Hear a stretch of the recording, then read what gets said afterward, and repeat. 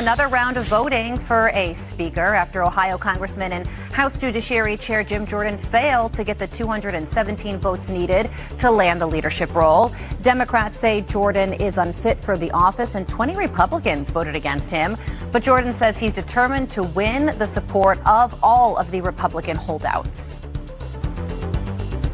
Go on and have great conversations, great discussions with our colleagues.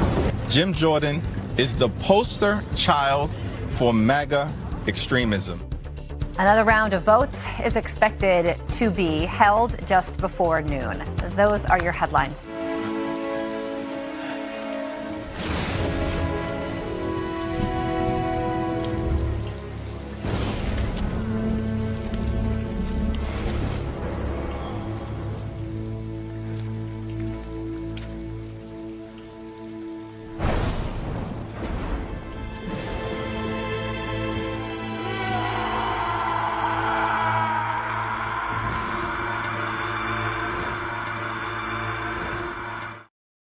Okay, that's really good. All right. Ladies and gentlemen, here we go. Vote-Maggeadon, Jim Jordan, speaker race, day 2. The swamp strikes back. Today is Wednesday, October 18th, 2023. Jim Jordan aims to become Speaker of the House in second floor vote. What has happened overnight since the disaster that was yesterday? The 20 backstabbing Benedict Arnold Republicans, have they increased their majority? Is the swamp striking back? How can Republican members of Congress betray their voters? It's the House of Representatives, right? Who the F are you representing? Protesters swarm U.S. embassies around the Middle East, and Scott Pressler joins the show to talk about what we got going that's good for us, ladies and gentlemen. There are a lot of good things happening, okay? In spite of the chaos and in spite of the horrors, both from the Uniparty in Washington, D.C. and from terrorist organizations around the world, there are reasons to be upstanding and to be light on your feet. My name is Benny Johnson, and this is The Benny Show. I am light on my feet. I am full of energy. That is because I eat protein. It is important for you to eat protein. I think protein is probably the number one thing that Americans are lacking. They want you to be without your protein because, well, the World Economic Forum wants you to eat the bugs and live in the pod. And they want you, more importantly, to not have the strength or the energy to fight back. And you need sweet, delicious meat in your diet in order to do both of those things, and that is why I use Moink Box. Moink is my favorite provider of protein for my family. They ship that protein right to my doorstep, and what do I get? I get pasture-raised pork and chicken and sustainable wild-caught salmon, along with lamb and grass-finished beef. Beef, the best form of protein on planet Earth. Ladies and gentlemen, I cook up that sweet, delicious Moink bacon every Saturday for my kids, and it is amazing. Keep America's farmers going by signing up with moinkbox.com/Benny right now. Listeners to the show get a free box of ground beef for a year. Free ground beef for a year when you sign up with Moink, M-O-I-N-K, box.com/Benny. Ladies and gentlemen, stay hungry out there. We are hungry for a Jim Jordan speakership, as of course you know. I have been advocating for Jim Jordan for a very, very long time. Not just because Jim Jordan is the person that is the sole defender of our movement, whether that be its iteration as the Tea Party wave when Jim Jordan came into Congress in the year 2010, whether that be fighting against Barack Obama, Obamacare, and the Uniparty when he was called a terrorist by John Boehner. Remember, it's John Boehner who called him a terrorist, okay? So to stand against Jim Jordan is effectively to be on the side of Democrats in Washington, D.C. To vote against Jim Jordan is to vote with Democrats, all right? Now, I'm going to have words for Matt Gaetz on this program, and words for the lack of tact and thoughtfulness. If you're going to fight a war, you better have a game plan, okay? And I think that's really important also to know here. In the fights going forward, you need to have a strategy, right? And you need, if you're going to just blow things up, without a plan or without the capacity to rebuild or to create something better, then you're just a terrorist, right? So you have to have a strategy. You have to have a plan. It's very, very important to have those things. It's very important to be strategic in this stuff. And that is why we are coalescing around Jim Jordan. Now, Jim Jordan, of course, is the natural choice for speaker, but Jim Jordan fell short because 20 Republicans decided to vote against him yesterday. Jim Jordan could have been Speaker right now. We could have been going right about our merry way. Every Republican in the country wants Jim Jordan to be Speaker. And by the way, they have opened up Congress. There's going to be another vote for Jim Jordan. I'm letting you know that we are monitoring that, but there's only so much space on the screen, right? And so we're going to get through the news, and then when they start voting, or when action really starts happening, as we found out yesterday in the 3.5 hour live, a lot of Congress is just... So we're just going to bring you the hot fresh, right? When they start giving nominating speeches, when they start voting for Jim Jordan. Yesterday, what happened was there were 20 members of Congress who voted against Jim Jordan.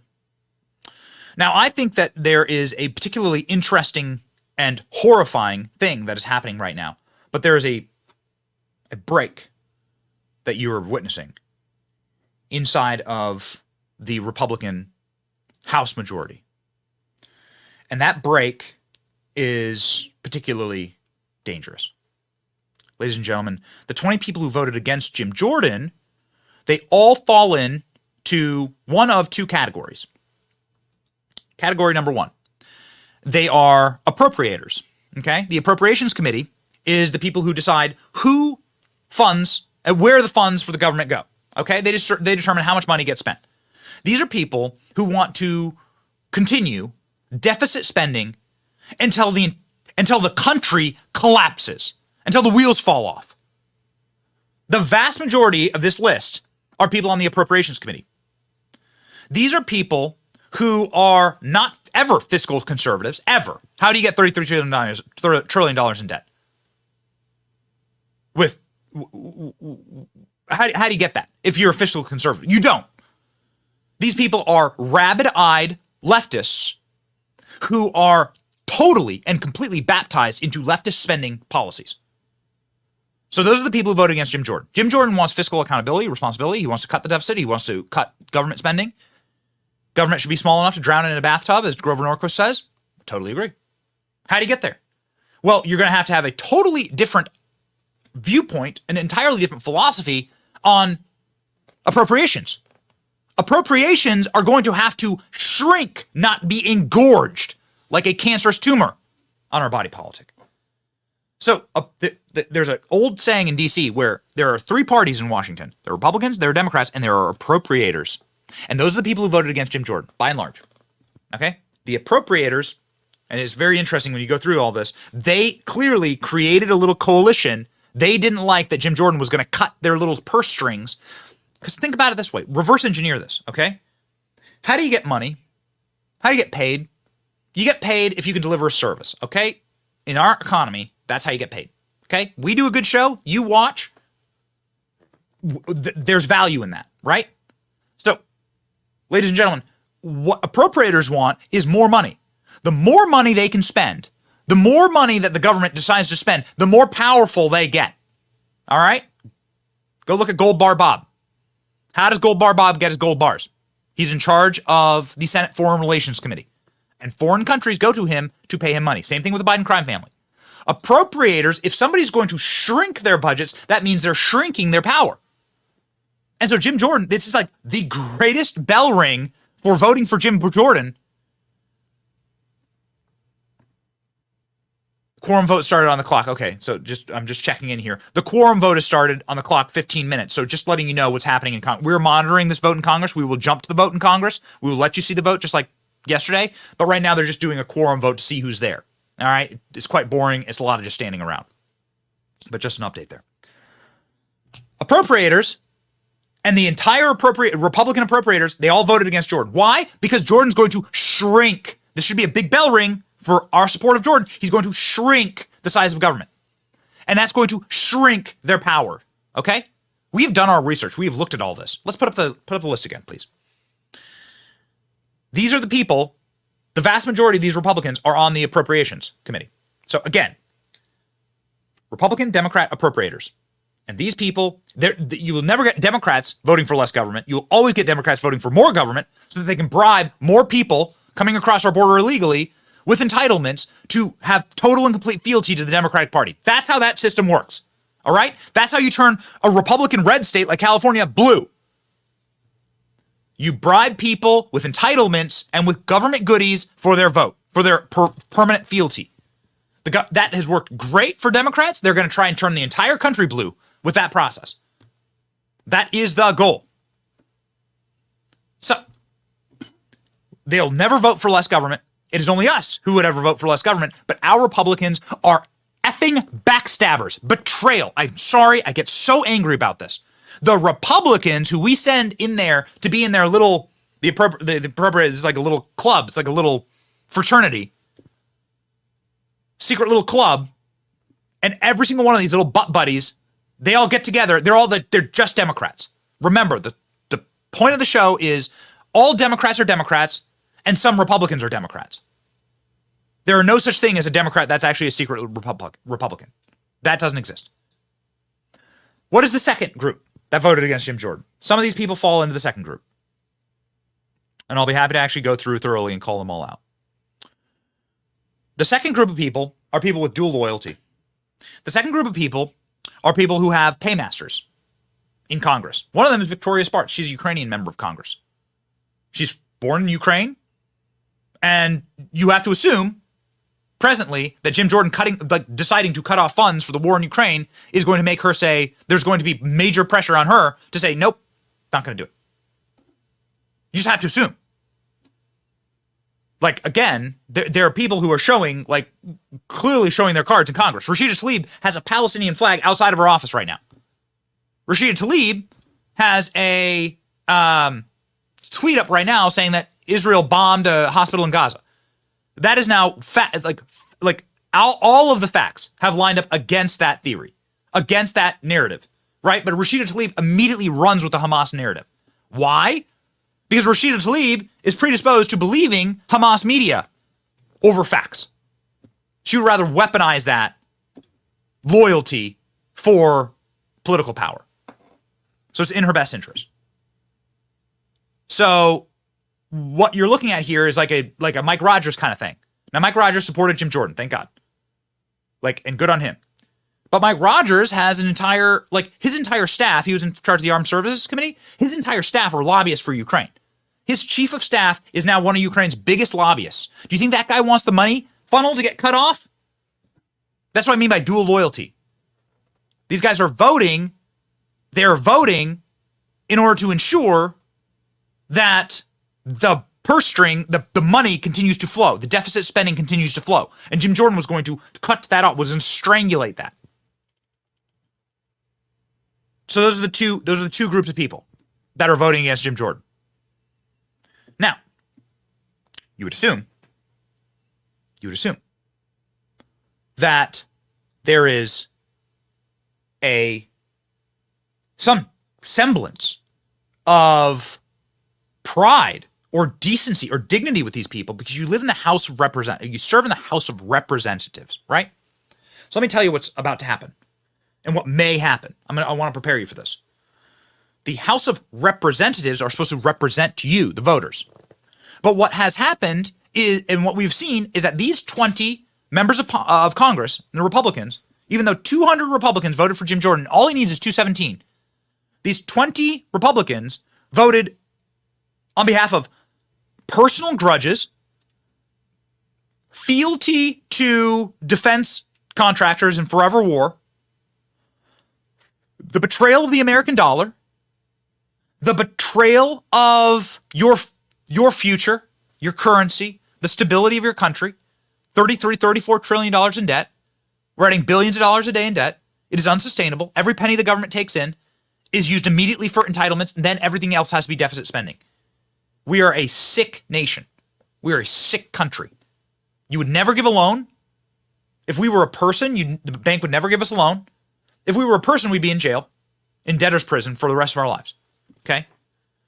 These people want to continue that practice because it gets them power in the near term. So what you're seeing is not a House of Representatives.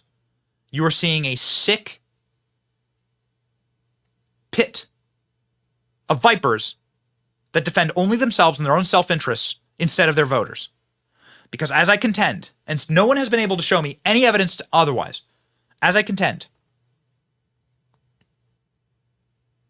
there's not a single Republican that would have a problem with the Speaker Jim Jordan. There's not a single Republican. In fact, there is the vast majority of Republican activists that are thrilled at this. So you are not representing Republicans in Congress. Even though this is the House of Representatives, you are representing no one. You are not representing us. By taking out your own petty personal grudges against Jim Jordan, put that aside, you teenager. Put that aside. You bought, sold, leveraged, corrupt hacks. You clearly are only in Congress for yourselves. You clearly are only in Congress to serve yourself and your own needs and your own personal finance. It makes you no better than Joe Biden. And now we get to the very real dangerous stuff. Because you're seeing here that they're going to file a motion today to make Patrick McHenry the permanent Speaker pro tem. So what's happening now is Jim Jordan, while there are people who they're saying that Jim Jordan is going to get less votes today, and that these Republicans are going to now vote for Hakeem Jeffries, effectively to vote to enable and to empower Hakeem Jeffries in a coup d'etat against you, the Republican voters. Hakeem Jeffries saying all options are on the table. Hakeem Jeffries saying that will happily take power from Republicans. And then ask yourself this. What's going to happen with the Joe Biden impeachment inquiry if Hakeem Jeffries takes power? If Democrats have dual power over the House and over the agenda, what's going to happen with the investigations into Joe Biden? What are they going to do to those investigations? This is not particularly hard to figure out. If you give Democrats a single drop of leverage, what do you think they're going to do? Did you see how effectively Nancy Pelosi was able to stop Trump's wall from the minority? These people are they're legislative terrorists. Like Nancy Pelosi was able to, and I'd say that term obviously metaphorically. I'm not trying to use heated language here, but Nancy Pelosi, like in the minority, is far more effective than Republicans are when they're in the majority.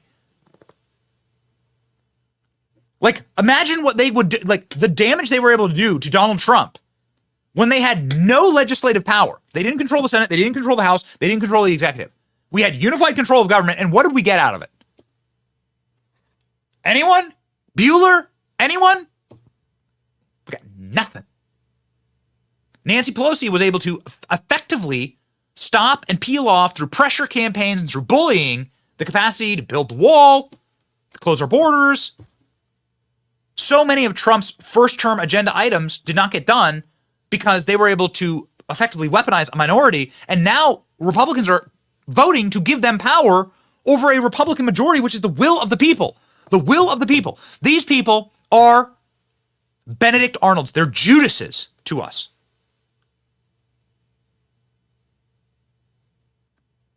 Hakeem Jeffries is floating a last-ditch effort to block Jim Jordan's bid for Speaker. Hakeem Jeffries is now Democrats are openly talking to these mushy-brained Republicans, some of them who voted for Hillary Clinton in 2016. There's a member of Congress from Florida. I will personally run against him. I mean, I don't know. I haven't actually looked up where the Florida 23rd district is. Like, I will announce right now. I'm just kidding. But who's running against him?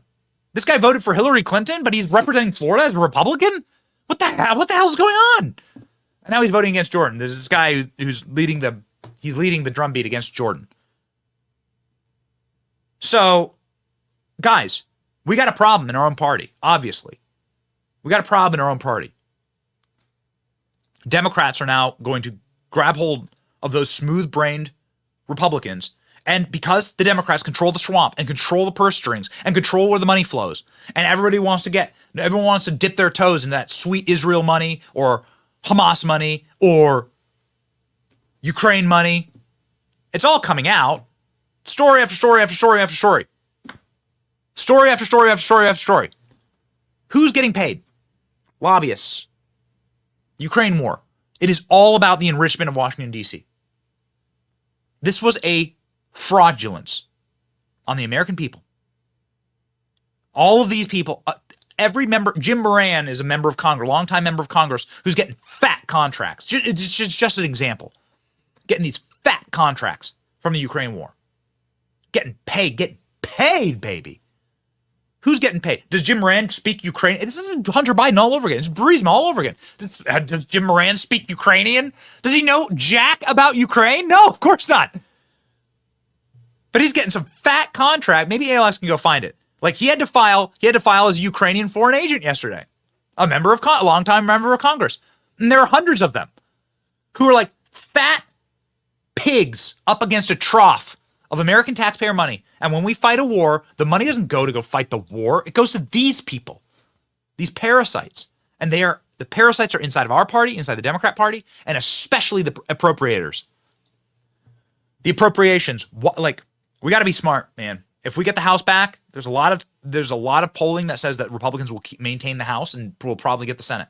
If we get the House back, we've got to we've got to clean house on appropriations. It's boring work. Right? Where does the money go? It's boring work. It's actuarial work. But we've got to clean house. These appropriators are they're just Democrats. They're just like Democrats. Carlos Jimenez is the Hillary voter from Florida 28 in the suburbs of Miami. So, ladies and gentlemen, I'm getting updates from the House floor. Again, maybe we can just pop it up on screen. We'll just show you that we're watching. We're going to go to this vote. We're going to show you the votes, obviously, as they come in. There are 64 people that haven't been recorded in quorum. So this is just going to take a little bit. All right? Don't worry, we have a full show for you. But we will jump over to, even C-SPAN's doing just like boring interviews, right? Like from a bump out studio outside the Capitol. So we're waiting for quorum right now. Really important for you to see this, ladies and gentlemen. Hear from Representative Spartz. Representative Spartz is saying now on Twitter, we must call an organizational meeting to stop floor fights. We look foolish and people are on edge. Okay. So Representative Spartz also, she represents Indiana's 5th congressional district. She was born in Ukraine. She's now openly attacking Jim Jordan. Here, go to this tweet. This one sent me over the edge this morning. I want you to see this. Republicans openly attacking Jim Jordan. Could you imagine? Can you imagine? From Indiana. Get a load of this. So here's Victoria Spartz. I appreciate many friendly calls, but understand your frustrations. Republicans must govern, not be talking heads on TV. That's an attack on Jim Jordan. Jim Jordan goes on TV and he goes on our show. That's an attack on Jim Jordan for coming on here and speaking with the Benny Brigade. 2 points. Jim is elected by members and accountable to members for very diverse districts. So coercion and intimidation is not a good idea. So what she's saying there is her representatives calling her to tell her how they feel is coercion and intimidation. Interesting. Before you coronate, Jim, please assess if he was effective for you or McCarthy as Judiciary Chair. Oh, so there's a direct attack on Jim Jordan by a Republican member of Congress. This isn't happening behind closed doors. She's doing this in public. She's doing this to attack Jim. Friend of our show, consistent fighter for Republicans in our interest, and this is how Republicans are treating him. She's openly attacking Jim Jordan. Jim wasn't good at his job. Jim Jordan wasn't good at his job. He was a bad Judiciary Chair. He hasn't done his work. And also, when you call me because I represent you and I get paid to represent you and tell me what you think, you're intimidating me. She's accusing us, the Republican base, of violence, effectively. Coercion and intimidation. Those are crimes. Those are crimes, right? So she's accusing you of, this is how Republicans think. This is how the swamp thinks. Victoria Sparks. She's born in, Jim Jordan shutting off the funnel of money to Ukraine. Clearly, if you were born in Ukraine, that you're going to have an opinion on that. So you just have to the basic human nature assumes that that's what this is about. Right? So that's what this is about, right? Despicable. And then she says that Jim Jordan is a talking head on TV. Republicans must govern, says the person who is working with Democrats to ensure that Republicans can no longer govern. Got it. Got it. So, ladies and gentlemen, I'm upset this morning. I'm upset. McCarthy was upset, actually. There was a major tone switch for McCarthy yesterday. And again, ladies and gentlemen, we are monitoring. We still have quorum votes coming in, right? So they're still doing the quorum votes. As soon as they start voting, as soon as they start doing speeches, we will cut there. So stay tuned. McCarthy came in very angry and is saying effectively that this all falls to the Democrats because the Democrats voted to vacate the speaker position and they voted with Republicans. Again, we call balls and strikes on this program. Matt Gaetz, and Matt and I know each other. Matt Gaetz, you must have a strategy. There must be a strategy. If you are going to tear something down, there must be the capacity to rebuild it. Better. There must be a plan, right? Especially when you're dealing with such small margins. Because what I fear right now is that this is going to now spiral. And what we're going to get, and some people are saying that Jim Jordan might get less votes today. Well, what does that mean? I mean, that means chaos. That means a coalition government like they get in parliamentary countries, a coalition government with the Democrats. That's what it means. And what do you think will happen? Who is laughing all the way to the bank? What do you think will happen with the subpoena power for Hunter Biden or Joe Biden? What do you think will happen with the impeachment inquiry?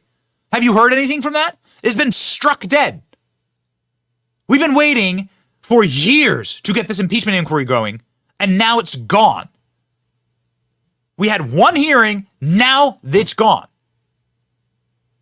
Matt Gaetz, that should not be your legacy. Because if this turns out to be that legacy, we will personally hold you accountable for that. That better not be your legacy here. There better be some plan to get back on track. Because otherwise, then this is one of the most strategic and horrific miscalculations.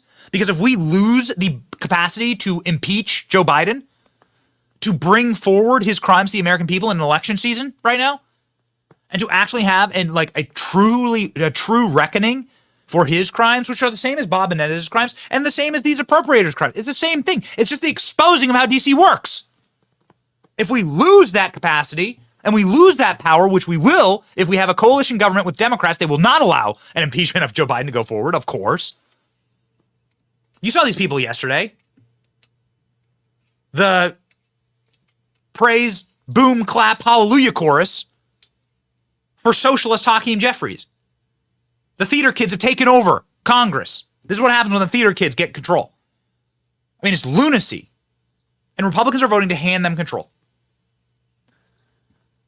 Guys, I'm telling you, we are in dangerous times right now. And McCarthy, who's a very cool-headed, very level-headed guy, I am no simp for McCarthy. I was actively against McCarthy, and have come, slowly over to moderate my view on him. I'm certainly no simp for McCarthy, but I am absolutely also not a blow the whole thing up and hand the power to the Democrats. That's a horrible result. Okay? Ladies and gentlemen, McCarthy is getting quite upset about this. McCarthy's getting now upset at his own caucus for voting with Democrats, in a duality. Watch this clip of a very unregistered McCarthy, which I've never seen before, from yesterday. Now we have rules. We don't have to be stuck on the floor. The interesting part of why we're here, every single Democrat voted to stop one branch of government. They created this mess with 8 Republicans. Every single Democrat did that. And so I think what we'll do is we'll go sit down. We'll talk to those that have difference of opinion and come back. Did the margin surprise you? Excuse us. Thank you. Do you feel bad for Mr. Do you feel bad right now for Mr. Jordan? You threw your support for him. Do you feel bad for him? No. Don't over read into this. This is a It's about the same vote I had on my first vote out. Why we're in the let's go back to how it got here. We wouldn't be here if every single Democrat didn't vote with 8 Republicans to shut this place down. That's it. No, Republicans voted against Jim Jordan today on the floor, including 2 votes from somebody who's not even a member anymore. Every single Democrat and 8 Republicans voted to shut down one branch of government. That is why we're here today. There's no other reason why we're here today but because of that. Now we had a vote on the floor. It didn't get to the whole point. Now we'll take a break, talk to people, and come back and solve it. So this is a upset that Kevin McCarthy talking to Fox News. That's Chad Peargrim of Fox News. This is a very upset Kevin McCarthy. You don't typically see him like yelling. And he's yelling. He's pissed. Now, why is Kevin McCarthy pissed? Kevin McCarthy's pissed because he was betrayed by Democrats too. So in case you're wondering if I'm some kind of simp for Kevin McCarthy, I certainly am not. How dare you, sir, give Nancy Pelosi an office in the Capitol? Like, again, we're going to call balls and strikes, okay? We're going to call balls and strikes. I know a lot of these people.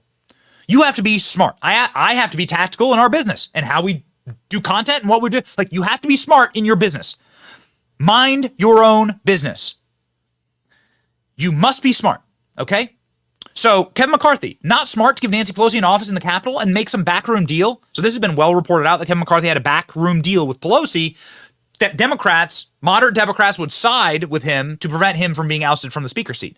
Nancy Pelosi, of course, sharpened the end of her broomstick and stabbed it directly into the back of Kevin McCarthy. And then she took her martini glass, smashed it on the curb, and took that shard and stabbed it also into the back of Kevin McCarthy. Of course Nancy Pelosi is going to betray you. Why would you trust her? So that's a dumb move, Kevin. Why would you give Nancy Pelosi a special office in the Capitol? Dumb move, Kevin. That's ridiculous. Matt Gaetz. Here comes your whipping. If you're going to oust Kevin McCarthy, it should not lead to Hakeem Jeffries becoming speaker or Democrats getting coalition control of a House that we didn't give them. That is a bad tactical move. Mind your own business. I'm minding my business. We do our show. We do our research. We strategically choose a path, and we have got to choose a strategic path here. Like, the stakes are very high. All right? In case you're wondering if I have opinions on these things. Thomas Massie, one of my favorite people in Congress. Thomas Massie was voted for. He had 1 vote for speaker yesterday. Thomas Massie saying Jim Jordan will become speaker. Watch. And at some point, if Scalise is voting for Jim Jordan and Kevin McCarthy is voting for Jim Jordan, you look kind of silly to vote for them. You think there's some deals he can start cutting with, like the New York delegation? A lot of votes there. They want salt, tax relief, other things they care about. This is the reason Jim Jordan is the only viable speaker candidate we have. He's the only one who can get elected without cutting deals. Everybody, and that was the demise of Kevin McCarthy. And I supported Kevin McCarthy, but he had so many arrangements and deals that they became almost mutually exclusive. But Jim Jordan has gotten this far without a single deal, and he's got a plan to keep us from getting into a shutdown. And he's the only one who can reset the expectations. So, ladies and gentlemen, this is Thomas Massie saying that we are no longer going to create a universe where we have so many deals in order to get to speaker that they all just come falling apart. So that is effectively to argue in favor of Matt. And I know Matt, I know Lauren, I know Marjorie. Obviously, they're guests on the show all the time. To argue in favor of Matt, he had an agreement that spending and that bills and that Congress would be run a certain way.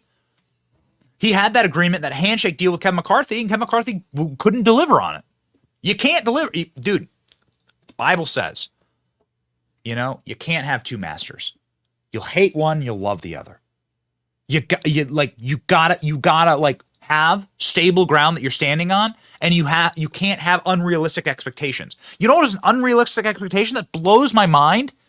That Kevin McCarthy expected Nancy Pelosi to come in and save his ass. How insane is that? Kevin McCarthy's trap door to defend himself was Nancy Pelosi? Bro. Okay. So what does Byron Donald say? I'm a big fan of Byron Donalds. I think that Byron Donalds could have made a great House Speaker. I don't know. I think he's in his second term in Congress, so it's pretty young in Congress. But Byron Donalds is, man, he's a brawler. Big fan. He's saying this is the way it's going to be from now on. You're going to have people that are going to fight. You're no longer going to just get anointed into the speakership, which I think is also a good thing, to be quite honest with you. Watch. What should people take away from what they've been witnessing happening there with the members on Capitol Hill? Well, look, even when I said this back in January, this place is not what it used to be. The business as usual in Washington is not the state of play anymore. Members are going to make these individual decisions for themselves. I actually encourage them to make these decisions. But now I believe is a time for the members to unite around Jim Jordan so we can get back to the business up here on Capitol Hill. But for people to think that leadership by acclamation is going to be the state of play going forward, it's simply not going to be the case in Washington anymore. Leadership by acclamation, what he's talking about is John Boehner is just next in line. Paul Ryan is just next in line. Kevin McCarthy is just next in line. They sucked the toes of leadership for years, and now they're going to be leaders. That doesn't work anymore.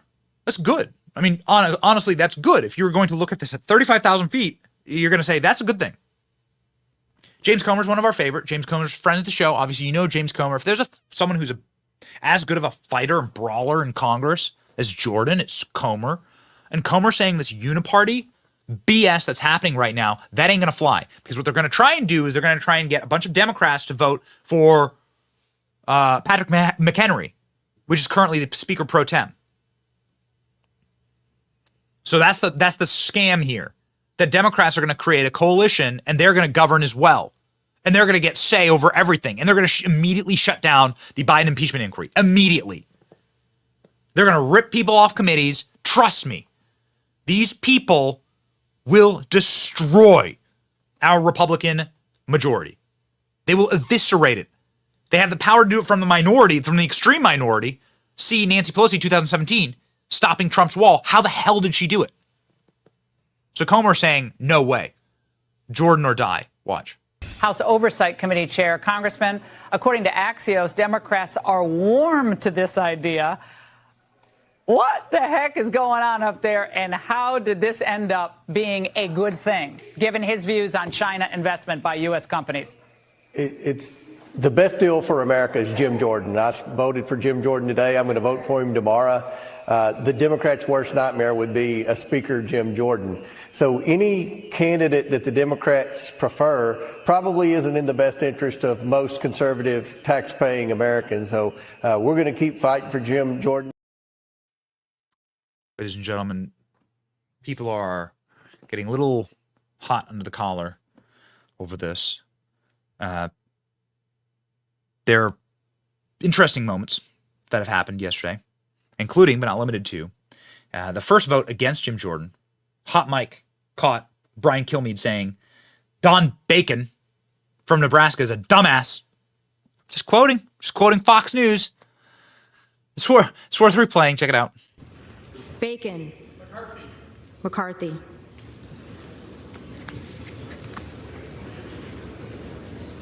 Dumbass. Do you feel that way? You can disagree with Brian Kilmeade and be like, actually, that's really something else. And the final thing I'll say about this, before we bring in one of our favorite activists around the country who will have such a crystal clear, ringing like a bell opinion on what's going on the grassroots, Scott Pressler, who's as good as you can get when it comes to grassroots activism, is people like this Carlos Jimenez guy. I can't get over it. This guy's from Florida. He's from a ruby red state. He's from a red district. He voted for Hillary Clinton somehow, inexplicably, in 2016. Yet he's representing Republicans in the House. And he's the loudest guy out there saying, no, I'll never vote for Jim Jordan. Now what is he doing? Remember, this Victoria Spartz lady is like accusing us of misinformation, disinformation, and intimidation. Where have you heard that before? Who's running these people? This is an op, man. This is an op. These people are being run. There's a centralized cartel of intelligence officials that run these people, A lot of them have connections either to appropriations, which of course are the purse strings for the intelligence agencies, the Five Eyes, or like have loyalty to the weapons manufacturers and forever war and neocons. And why are they all on the same talking points? The same talking points. Listen to this. Do you see any way that you would change your position, change your vote?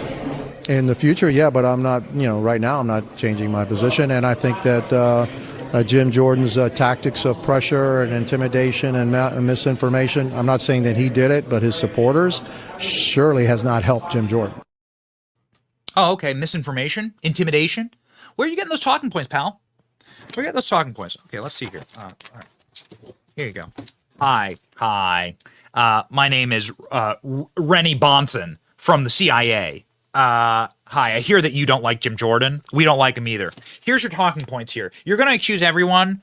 You're going to accuse all your voters of intimidation. You're going to accuse the people who don't like you of disinformation. Trust me, it's worked out awesome for us over the last 4 years. Here you go. Just repeat them on TV. Rennie Bonson, just give me a phone call on the black phone in your office. I'm right across the river, the CIA. You don't think that's how it works? You don't think that's exactly how it works. It's exactly how it works. There are no such thing as Democrats that are secret Republicans. There are a ton of Republicans that are secret Democrats. And there's one man who's working the grassroots, walking the walk, talking the talk, going neighborhood to neighborhood, door to door, inside of these districts, and flipping blue districts red, registering voters and doing God's work. That man's name is Scott Pressler, and we're honored to have him join the show.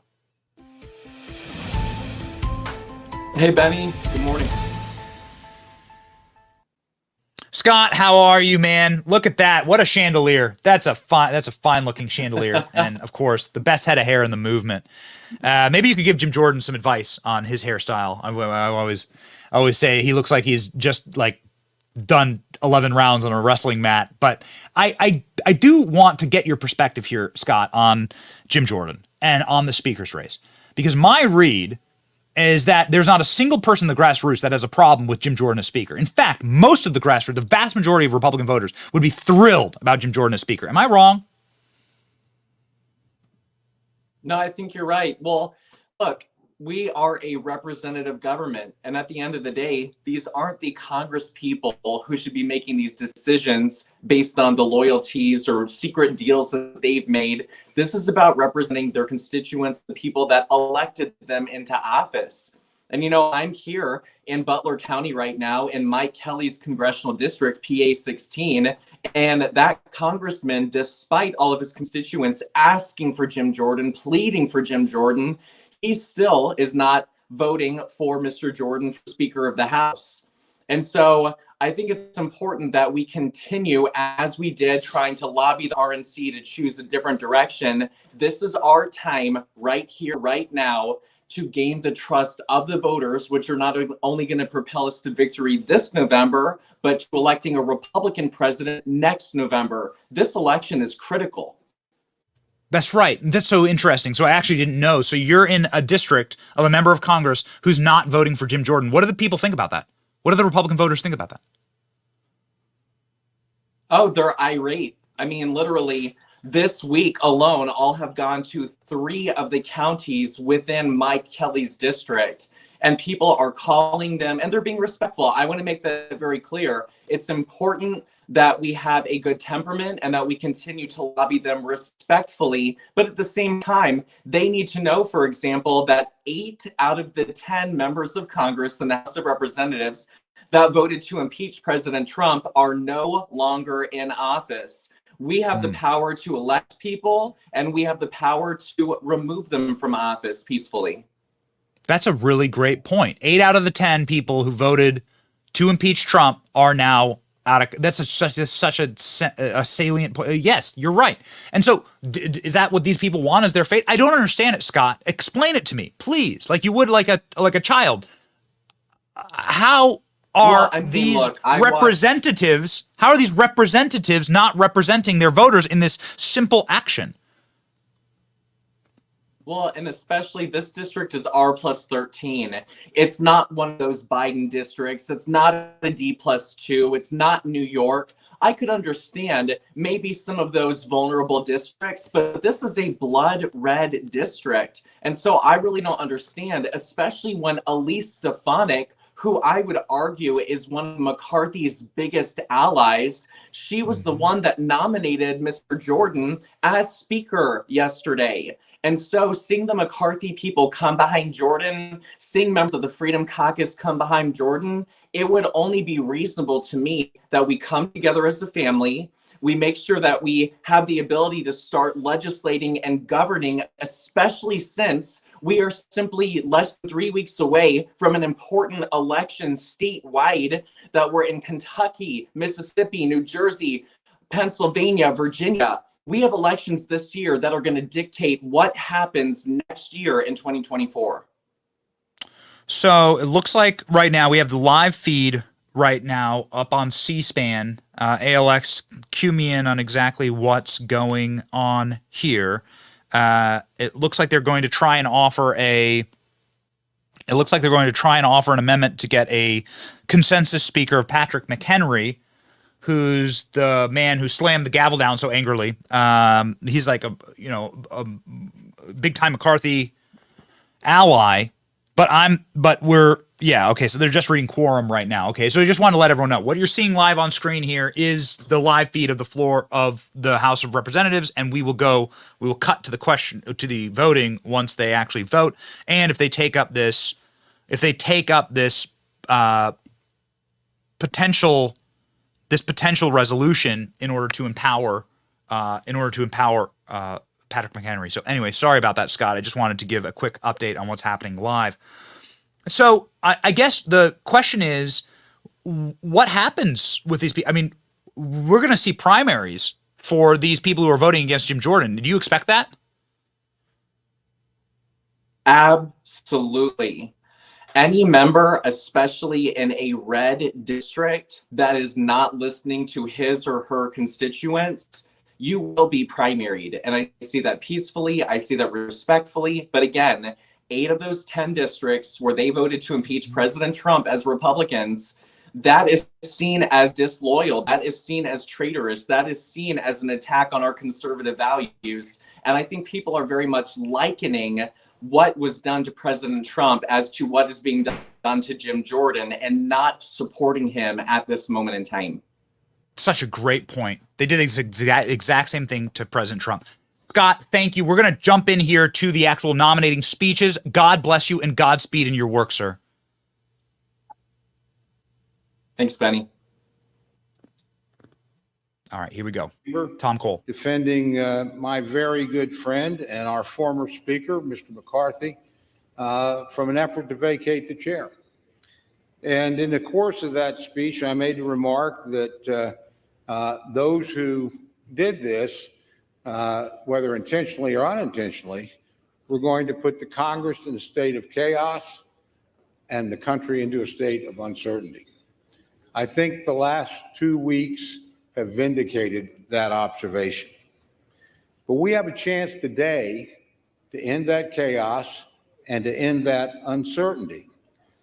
Now, when these races happen, there's always a lot of hard things said on both sides of the aisle. There's a lot of finger pointing that goes on. I don't intend to be involved in any of that today.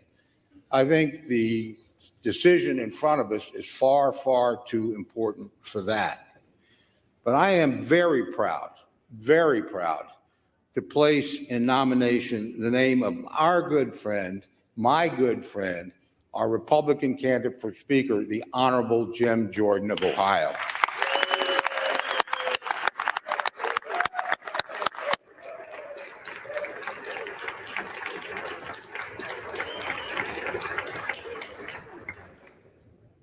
I've had the privilege of knowing Jim Jordan for a long time. I've been in Congress for a long time. So for his entire period in the House, I've had the honor of serving with my friend. Now, my friend is not exactly a shrinking violet. You don't win national championships in college. You don't come to this floor with a sincere set of beliefs and a desire to make a change and be shy about it. And my friend is not a shy person. But I've learned some things about him over the years. He is a person of absolute personal integrity. I've never once had to question something that he told me. He's an honorable man. Also, I think we all know he's a pretty direct man, too. I don't think anybody in here on any issue of any substance would have to guess where Jim Jordan is going to stand. He doesn't deceive. He doesn't dissemble. He simply tells you straight up, this is what I believe. This is why I think it's the right thing to do for the country. And that's what I'm going to try and accomplish. And I'm going to work with you any way that I can to do it. Now, the other thing I think we've found in the last couple of weeks is what it takes to be a speaker. And the one thing I know, never having been one and never having aspired to be one, that it takes a spine of steel to do this job. My friend has that kind of determination, has that kind of character, has that kind of spine. And I think the next speaker is going to need that quality. And I know my friend has it in great abundance. Now, if you're a Republican, it ought to be a pretty easy decision, my friends. You know, this is somebody who believes what we believe and has fought for and shown that over and over again. You know, I first got to know him, a lot of his focus was on spending. That's exactly where the focus of this House ought to be. Now, he's laid out a plan, not just a short-term plan, as to how we deal with the appropriations process. I'm an appropriator. I think I know that that's not the root of the problem. But unlike any other speaker we've had, he's had the courage to talk about a long-term plan and to get at the real drivers of debt. And we all know what they are. We all know it's Social Security. We all know it's Medicare. We all know it's Medicaid. No president of either side has been willing to deal with this. No speaker of either side has been willing to deal with this. My friend, our former colleague, John Delaney, and I offered a plan. I still file it every year. John's not here anymore. To go back and do in 1983 what we did then and address Social Security. We never can get any help. This is a guy that wants to create a debt commission, a bipartisan debt commission, and get at the roots of our spending problem. That takes courage. And Republicans ought to support somebody with that kind of courage. Now, he's not only focused on one thing. I don't know anybody that's done more to highlight and talk about the border disaster that is underway right now as we speak. You know, I had the privilege of serving here when Jay Johnson was Secretary of Homeland Security. I have a very high opinion of Jay Johnson. I think he's one of the finest public servants I ever met. And he was asked on one occasion to define what was a crisis on the southern border. And he said, anytime you have more than 1,000 illegal entries a day, you have a crisis. We have 10 or 11 times that every single day. And in that tide of humanity that's coming across, there is a boatload of fentanyl coming to kill tens of thousands of all of our constituents. There are human traffickers who are taking advantage of young men and young women and frankly predators in our own country, and they're bringing them across, not by the tens or the 20s or the dozens, but by the hundreds and the thousands. You know, there are amongst that flow of people that wish us ill. People who are not fleeing from oppression, people who are terrorists or criminals that are coming into our country for no good reason. Now, that is not an immigration problem. That's a border security problem. They are not the same thing.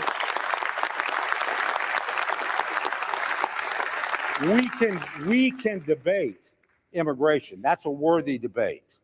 We should never have to debate border security. Nobody's highlighted that issue like my friend, Jim Jordan. Nobody's done more as a committee chairman to move legislation that would meaningfully deal with this problem.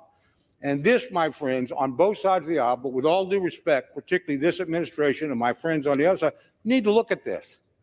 You need to look at this seriously. Don't confuse it with immigration. You ain't going to have immigration reform until we have border security. Cannot be done. This has been the #1 champion of that It's one of the number one issues that we have. Finally, I want to talk about something that can bring us together. There are a lot of things we disagree on, legitimately so. Most of us do not disagree about the security of the state of Israel. All of us.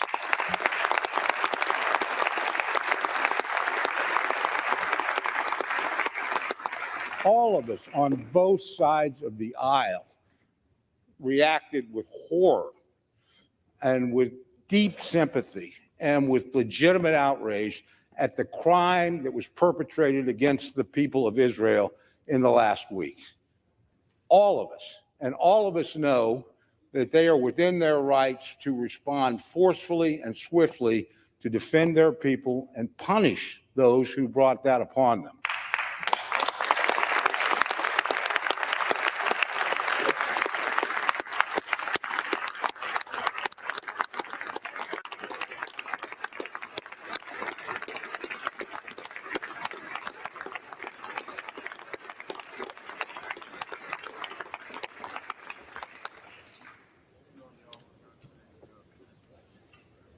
So at a moment of crisis, and we are in a moment of crisis, we should come together and act. And we know we can't do that without a Speaker of the House. Now, it's a narrow majority, but my friends and I are in the majority. And we need to produce a Speaker. We have a candidate who we know where he will stand on issues that are important. We know where he's going to stand on spending because it's where he's always stood. Not like he's changed over the course of his career. I know what he's going to do on the border. I've read HR 2. I've seen what his committee produced. And it's not just money, it's policy and change that will provide security for the American people. And finally, and I say this on a bipartisan basis, I know he will stand up for Israel, and I know in that area we can come together. That crisis is on us now. We may get a request almost any time to act. We need to be able to act. My friend will act on that crisis. He's shown it his whole career. So it's with a great deal of pride that I have the privilege of nominating my friend, our chairman of the Judiciary Committee, but a person whose principles you know, whose actions you can trust, and who in a time of crisis will respond with the leadership we need. Jim Jordan.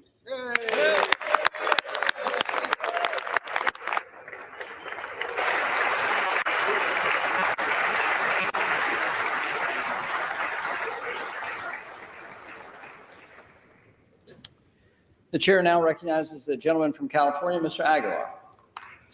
Mr. Speaker Pro Tem, I rise today at the direction of the House Democratic Caucus to place into nomination for the position of Speaker of the House of Representatives, the Honorable Hakeem Jeffries of New York.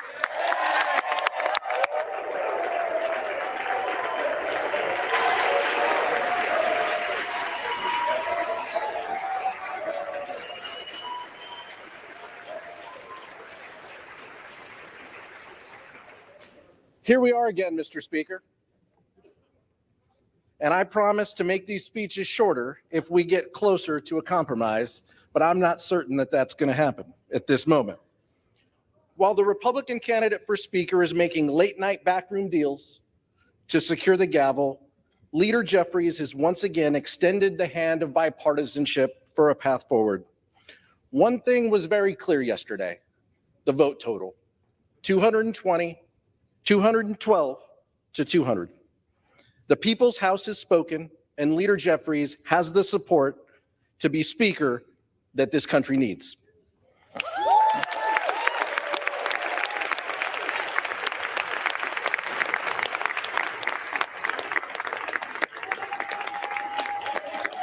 Mr. Speaker,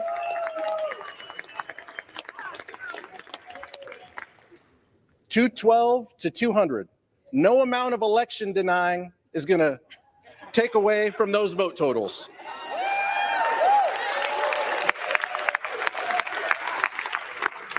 We shouldn't, Mr. Speaker Pro Tem, we shouldn't be surprised at the vote count. I noted yesterday the legislative acumen of the gentleman from Ohio. Would it surprise anyone that in addition to not passing a single piece of legislation, He's never put a piece of legislation that has made it to a committee. The Speaker of the House must be a legislator, and the gentleman from Ohio falls short in that regard. He supports an extreme agenda and is hell-bent on banning abortion nationwide, gutting Medicare, gutting Social Security, and giving cover to January 6th attackers. Those aren't the values that we share. If we don't see a speaker elected in this round, there's going to be another candidate and another internal Republican conference vote and a secret ballot, and the country can't afford more delays and more chaos. 15 days should be enough.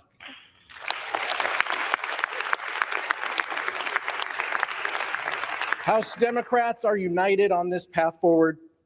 We're united behind Hakeem Jeffries, united to put people over politics, and united to lower costs, create better paying jobs, build safer communities, and defend democracy.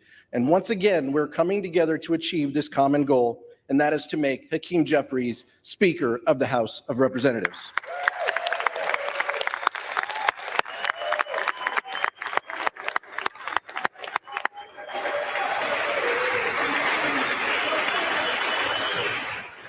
Almost, Mr. Speaker Pro Tem.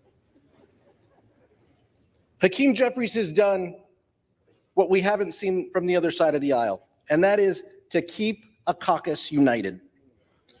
When extreme MAGA Republicans vowed to send our country into a devastating default, it was Leader Jeffries who led House Democrats to reject the extremism and keep the government open.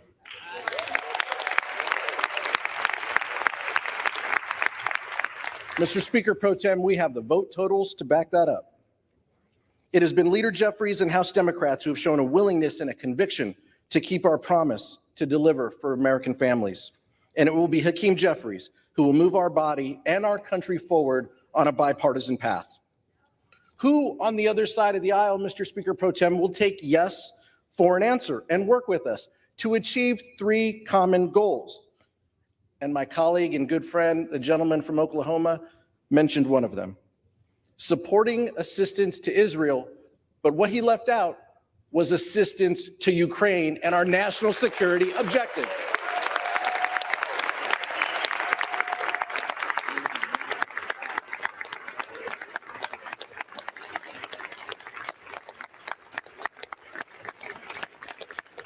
Second, above all else, we must commit to keep this government open and functioning.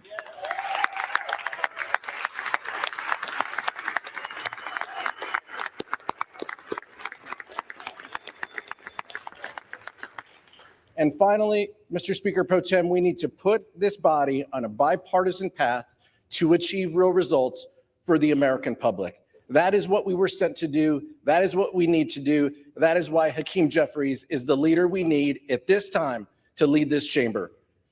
I'd like to nominate Hakeem Jeffries as Speaker of the House. I yield back.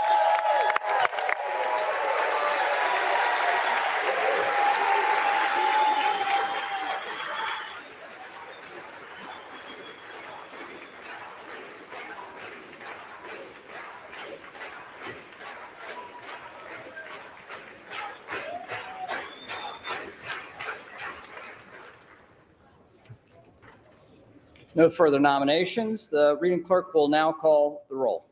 Adams. Jeffries.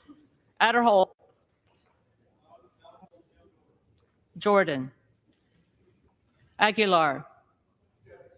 Jeffries. Alford. Jordan.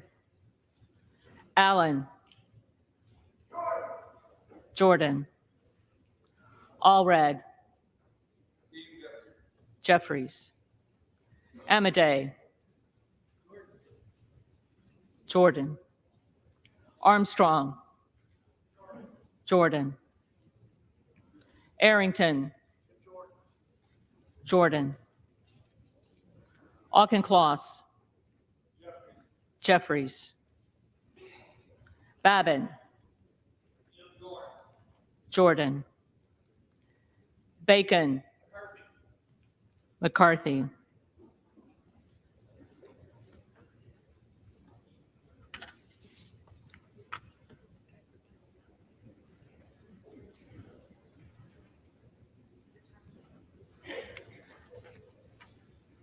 Baird. Jordan. Alderson. Jordan. Ballant. Jeffries. Banks. Jordan. Barr. Jordan. Barragan. Jeffries. Bean of Florida. Jordan. Beatty. Jeffries. Bentz. Jordan. Barra. Jeffries. Bergman. Jordan. Beyer. Jeffries. Bice. Jordan. Biggs. Jordan. Bilirakis. Jordan. Bishop of Georgia. Jeffries. Bishop of North Carolina. Jordan. Blumenauer. Jeffries. Blunt Rochester. Jeffries. Boebert. Jordan. Bonamici. Jeffries. Bost. Jordan. Bowman. Jeffries. Boyle of Pennsylvania. Jeffries. Burkeen. Jordan. Brown. Jeffries. Brownlee. Jeffries. Buchanan. Donalds.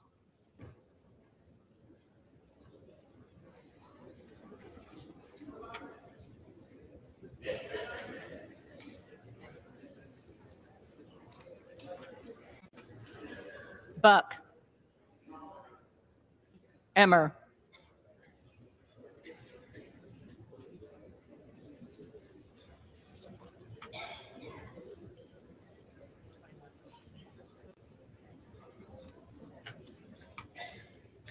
Bouchon.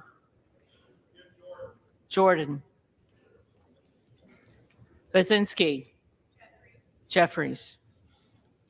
Burchett. Jordan. Burgess. Jordan. Burleson.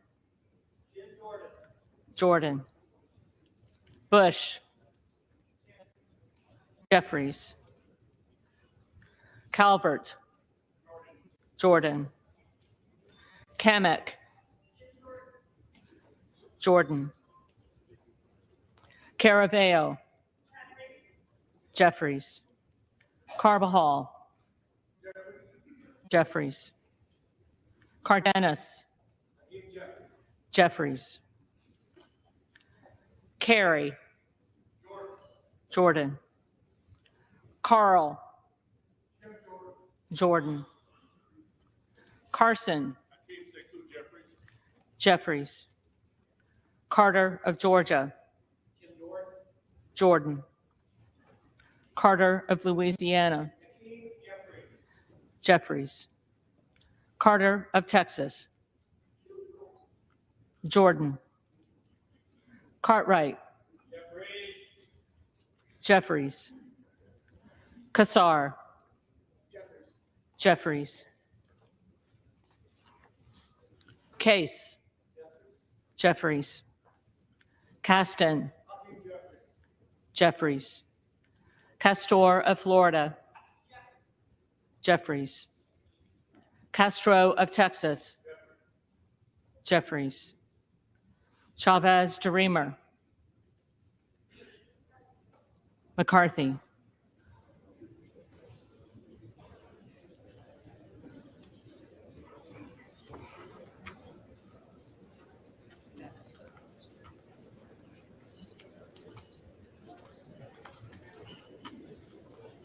Sherfilis McCormick. Jeffries. Chu. Jeffries. Ciscomani. Jordan. Clark of Massachusetts. Jeffries. Clark of New York. Jeffries. Cleaver. Jeffries. Klein. Jordan. Cloud. Jordan. Clyburn. Jeffries. Clyde. Jordan. Cohen. Jeffries. Cole. Jordan. Collins. Jordan. Comer. Jordan. Connolly. Jeffries. Correa. Jeffries. Costa. Jeffries. Courtney. Jeffries. Craig. Jeffries. Crane. Jordan. Crawford. Jordan. Crenshaw. Jordan. Crockett. Jeffries. Crow. Jeffries. Cuellar. Jeffries. Curtis. Jordan. Davids of Kansas. Jeffries. Davidson. Jordan. Davis of Illinois. Jeffries. Davis of North Carolina. Jeffries. Dean of Pennsylvania. Jeffries. DeGette. Jeffries. Dela Cruz. Jordan. DeLauro. Jeffries. Del Bene. Jeffries. DeLuzio. Jeffries. DeSaulnier. Jeffries. Desjardins. Jordan. D'Esposito. Zeldin.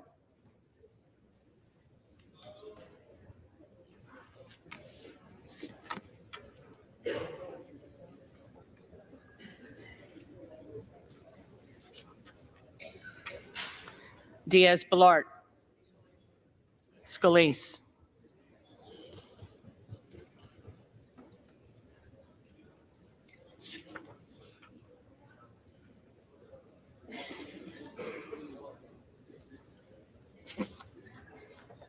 Dingell. Jeffries. Doggett. Jeffries. Donalds. Jordan. Duarte. Jordan. Duncan. Jordan. Dunn of Florida. Jordan. Edwards. Jordan. LZ. Mike Garcia.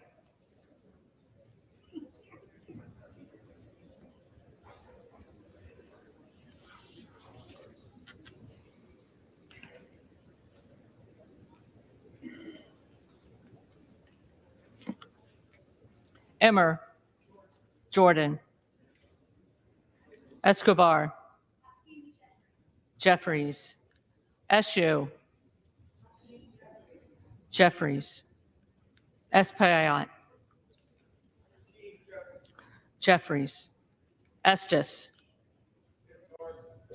Jordan. Evans. Jeffries. Azell. Jordan. Fallon. Jordan. Finstra.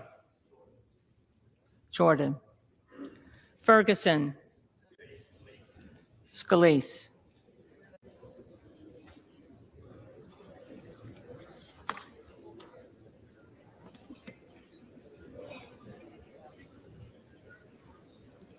Finstad. Jordan. Fishbach. Jordan. Fitzgerald. Jordan. Fitzpatrick. Jordan. Fleischman. Jordan.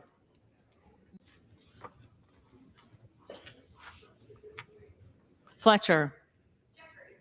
Jeffries. Flood. Jordan. Foster. Jeffries. Fushi. Jeffries. Fox. Jordan. Lois Frankel. Jeffries. Scott Franklin. Jordan. Frost. Jeffries. Fry. Jordan. Fulcher. Jordan. Gates. Jordan. Gallagher. Jordan. Gallego. Jeffries. Garamendi. Jeffries. Garbarino. Zeldin.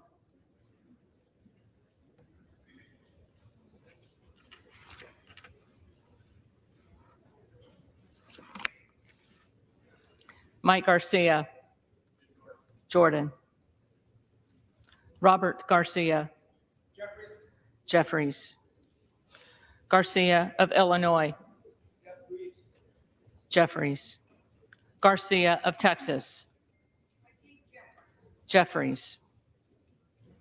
Jimenez. McCarthy.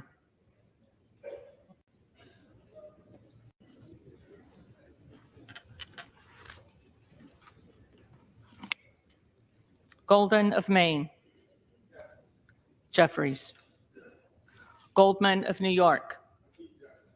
Jeffries. Gomez. Jeffries. Tony Gonzalez. Scalise.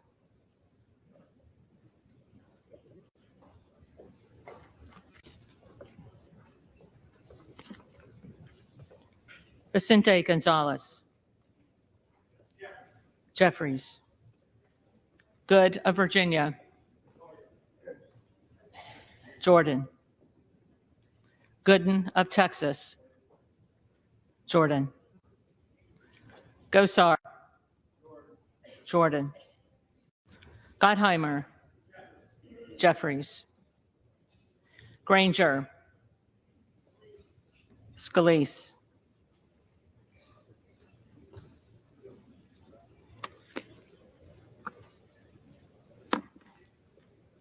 Graves of Louisiana. Jordan.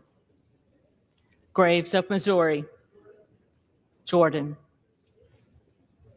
Green of Tennessee. Jordan. Green of Texas.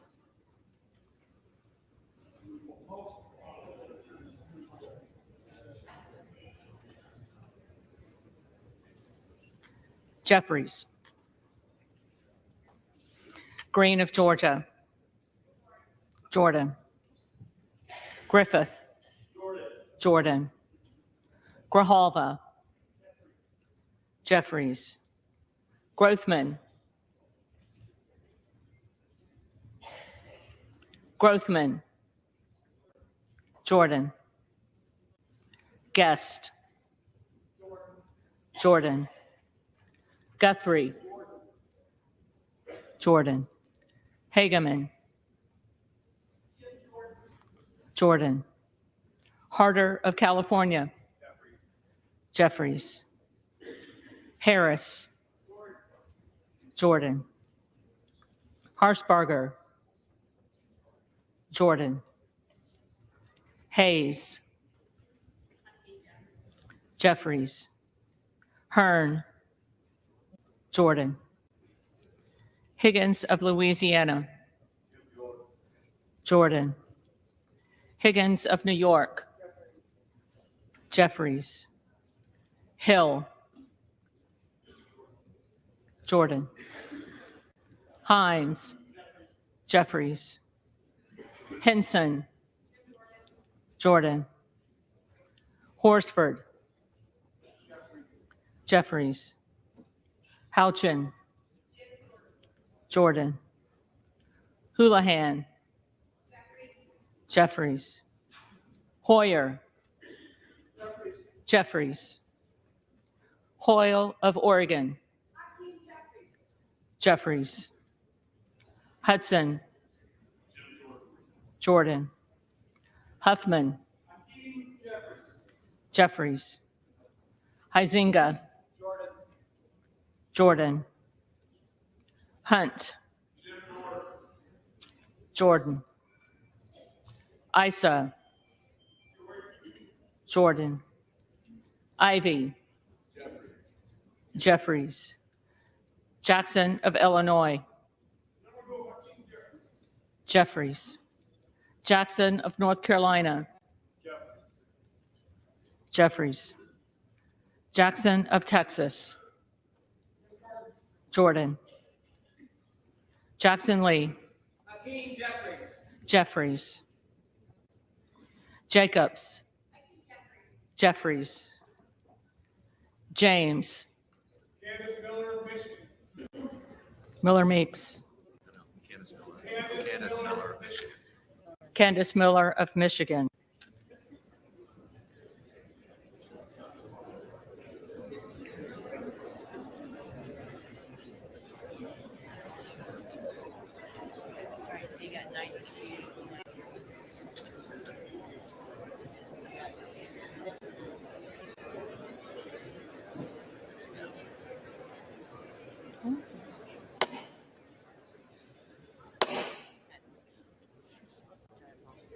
House to come to order. The clerk will continue. Jayapal. Jeffries. Jeffries. Jeffries.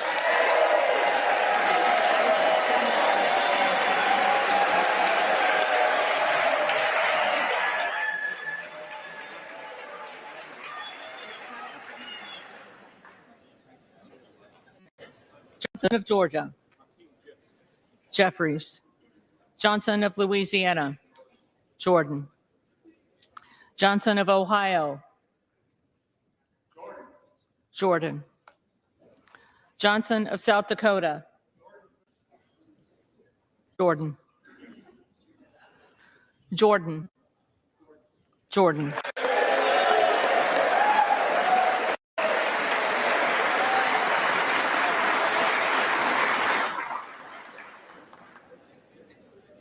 Joyce of Ohio.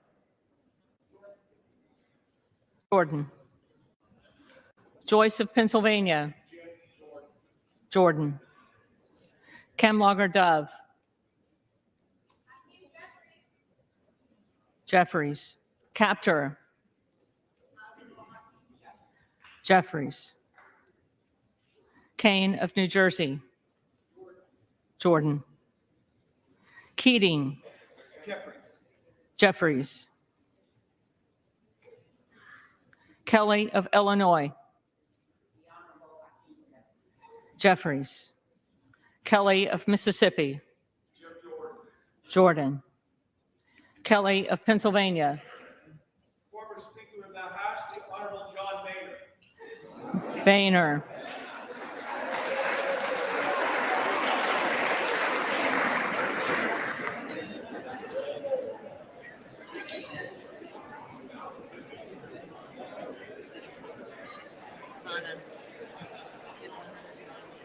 Kana.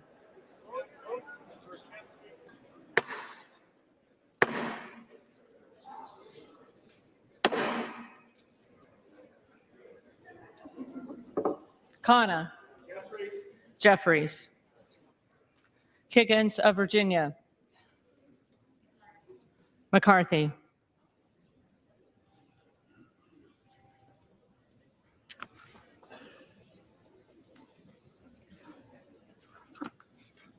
Kildee. Jeffries. Kiley. Jordan. Kilmer. Jeffries. Kim of California. Jordan. Kim of New Jersey. Jeffries. Krishnamurthy. Jeffries. Custer. Jeffries. Kustoff. Jordan. LaHood. Jordan. LaLota. Zeldin.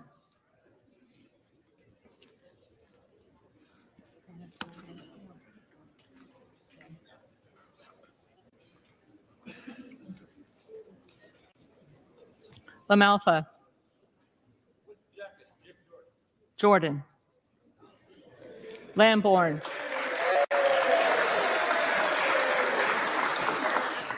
Lamborn. Jordan. Landsman. Jeffries. Langworthy. Jordan. Larson of Washington. Jeffries. Larson of Connecticut. Jeffries. Latta. Jordan.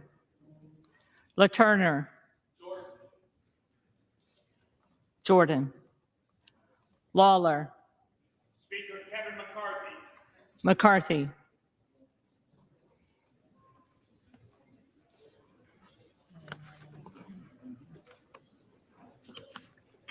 Lee of California. Jeffries. Lee of Florida. Jordan. Lee of Nevada. Jeffries.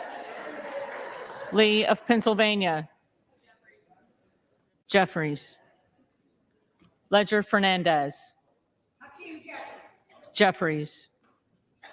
Lesko. Jordan. Letlow. Jordan. Levin. Jeffries. Liu. Jeffries. Lofgren. Jeffries. Loudermilk. Jim Jordan. Jordan. Lucas. Jordan. Luke Kameyer. Jordan. Luna.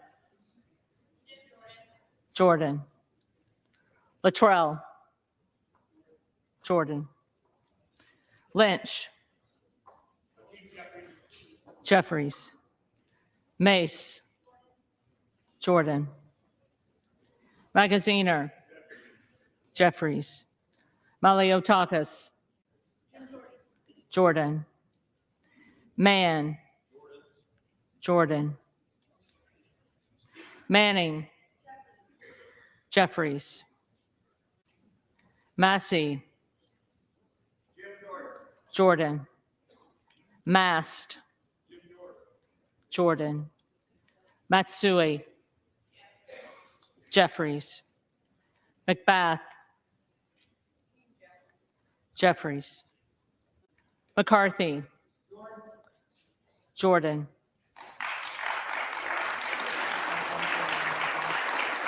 McCall. Jordan. McLean. Jordan. McClellan. Jeffries. McClintock. Jordan. McCollum. Jeffries. McCormick. Jordan. McGarvey. Jeffries. McGovern. Jeffries. McHenry. Jordan. Meeks. Jeffries. Menendez. Jeffries. Ming. Jeffries. Muser. Jordan. Mfume. Jeffries. Miller of Illinois. Jordan. Miller of Ohio. Jordan. Miller of West Virginia. Jordan. Miller Meeks.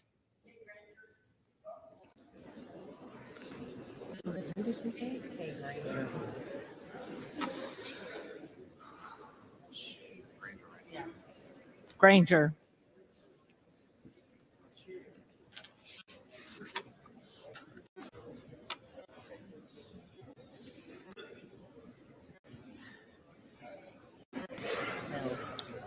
Mills. Jordan. Molinaro. Jordan. Molinar. Jordan. Mooney. Jordan. Moore of Alabama. Jordan. Moore of Utah. Jordan. Moore of Wisconsin. Jeffries.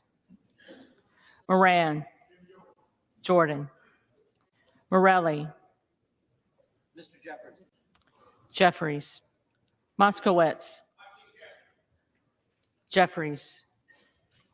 Moulton. Jeffries. Mervan. Mr. Jeffries. Jeffries. Mullen. Jeffries.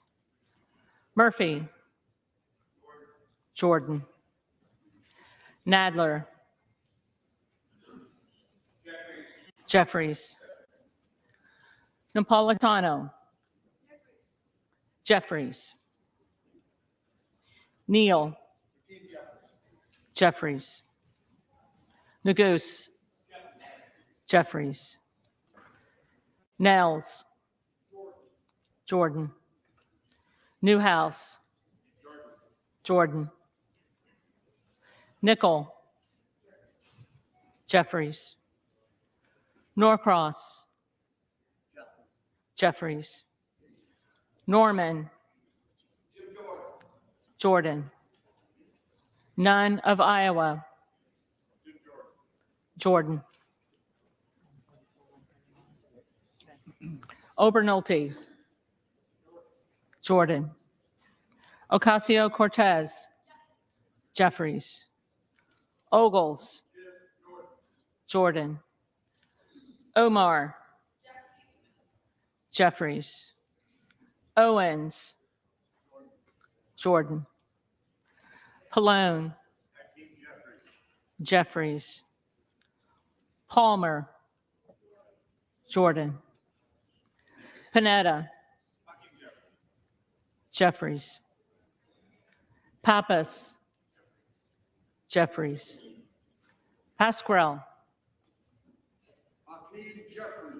Jeffries. Payne.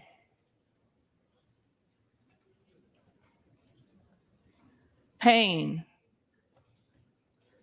Pelosi.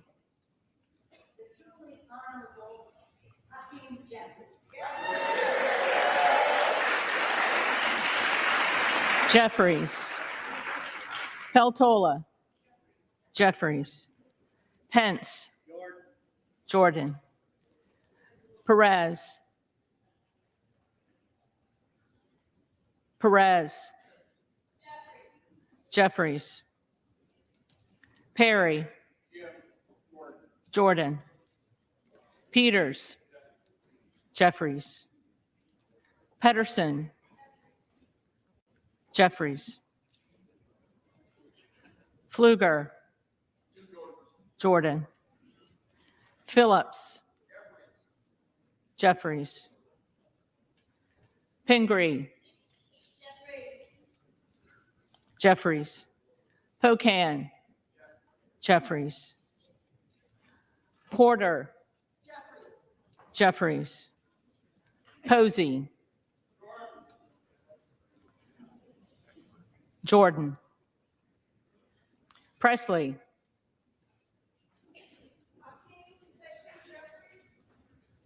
Jeffries. Quigley. Jeffries. Ramirez. Jeffries. Raskin. Jeffries. Reschenthaler. Jordan. Rogers of Washington. Jordan. Rogers of Alabama. Jordan. Rogers of Kentucky. Jordan. Rose. Jordan.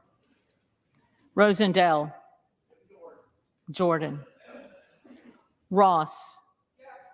Jeffries. Rouser. Jordan. Roy. Jordan. Ruiz. Jeffries. Rupersberger. Jeffries. Rutherford.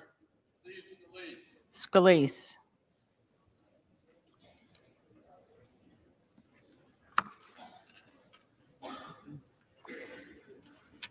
Ryan.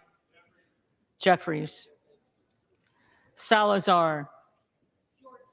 Jordan. Salinas. Jeffries. Sanchez. Jeffries. Santos. Jordan.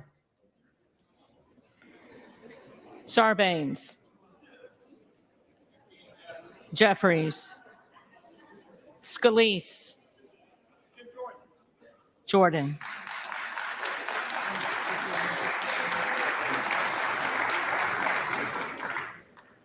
Scanlon. Jeffries. Schakowsky. Jeffries. Schiff. Jeffries. Schneider. Jeffries. Skolton. Jeffries. Schreier. Jeffries. Schweikert. Jordan. Austin Scott. Jordan. David Scott. Jeffries. Scott of Virginia. Jeffries. Self. Jordan. Sessions. Jordan. Sewell. Jeffries. Sherman. Jeffries. Sherrill. Jeffries. Simpson. Scalise.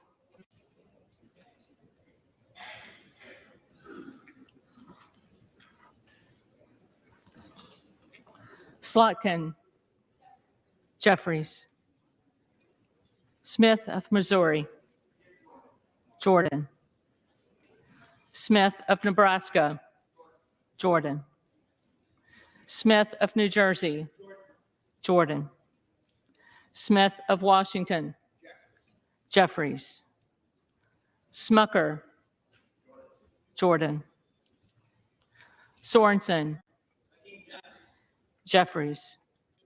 Soto. Jeffries. Spanberger. Jeffries. Sparts. Sparts. Stansberry. Jeffries. Stanton. Jeffries. Stauber. Westerman.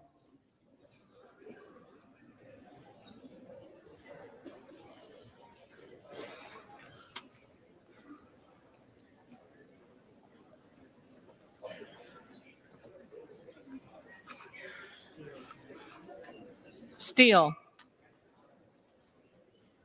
Jordan. Stefanik. Jordan. Style. Jordan. Stubbe. Jordan. Stevens. Jeffries. Strickland. Jeffries. Strong. Jordan. Swalwell. Jeffries. Sykes. Jeffries. Takano. Jeffries. Tenney. Jordan. Tanadar. Jeffries. Thompson of California. Jeffries.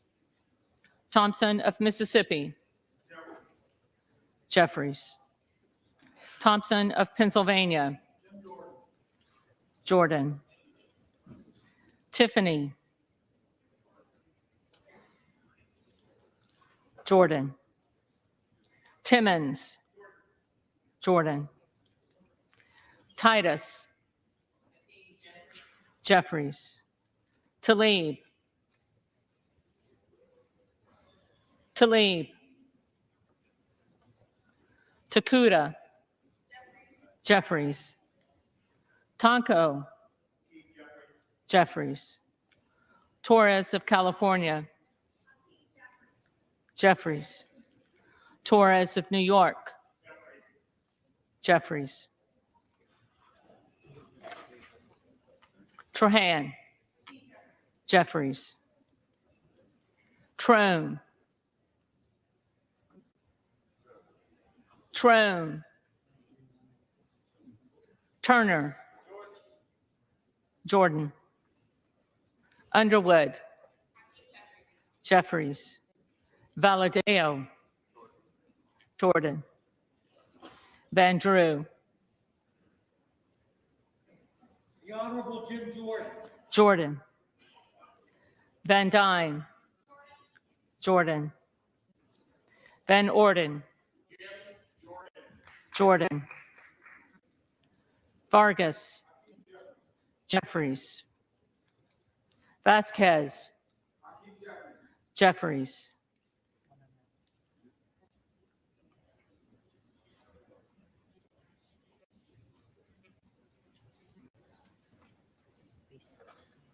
Vesey. Jeffries. Velasquez. Jeffries. Wagner. Jordan. Wahlberg. Jordan. Waltz. Jordan. Wasserman Schultz. Jeffries. Waters. Jeffries. Watson Coleman. Jeffries. Weber of Texas. Jordan. Webster of Florida. Jordan. Winstrup. Jordan. Westerman. Jordan. Wexton. Jeffries. Wild. Jeffries. Williams of Georgia. Jeffries. Williams of New York. Jordan. Williams of Texas. Jordan. Wilson of Florida. Jeffries. Wilson of South Carolina. Jordan. Whitman. Jordan. Womack. Scalise.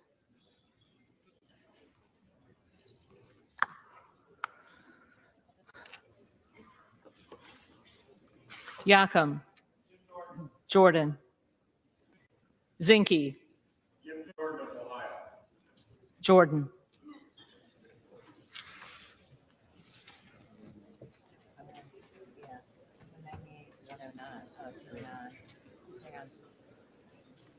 Ladies and gentlemen, we do our best to not interfere with the actual voting and to not smart off of the mouth, hold our tongues. But as you can see here, the tallies on screen, unless people go running to change their votes, which I highly doubt, there will now be more people voting against Jim Jordan. More people voting against Jim Jordan. 20 was yesterday, 22 today, 22 different people from similar factions of Congress voting against Jim Jordan because they don't stand for smaller government. They don't stand for Republican priorities, principles, and they certainly don't represent you as the House of Representatives. They represent not you. They represent, of course, the interests of Washington, D.C. They represent, of course, themselves. They are using you. This is a sick game. They are not following what the voters are demanding. Not a single Republican voter. The clerk will now call the names of the members who did not answer the first call of the roll. Payne. Jeffries. There we go. Here comes some more.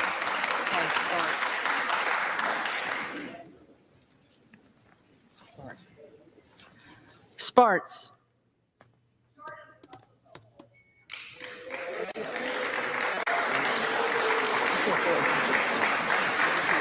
Jordan. Well, there we go. That was unexpected.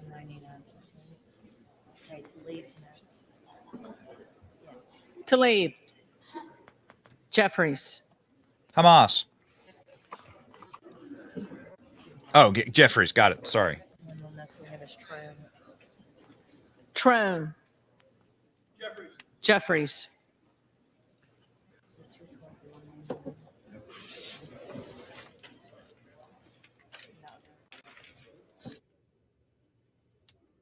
Ladies and gentlemen, it sounds like those were the members of Congress that didn't vote for the first time. Victoria Sparks, quite shocking. She's been openly against Jim Jordan and fomenting against Jim Jordan. She actually flipped her vote to Jim Jordan, which I was just shocked to see that. So now they're going to obviously tally the votes. Members of Congress can run up to the dais and change their votes. This happens actually quite regularly. If members of Congress just voted present, if 15 members of the Republican Party just voted present, then you'd have a Speaker Jim Jordan right now.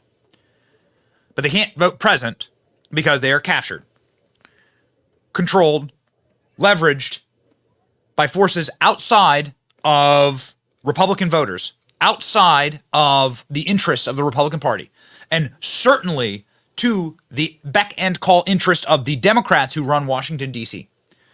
The Republicans who voted against Jim Jordan today are actively handing the gavel against the will of the voters to the Democrat Party. Mark my words.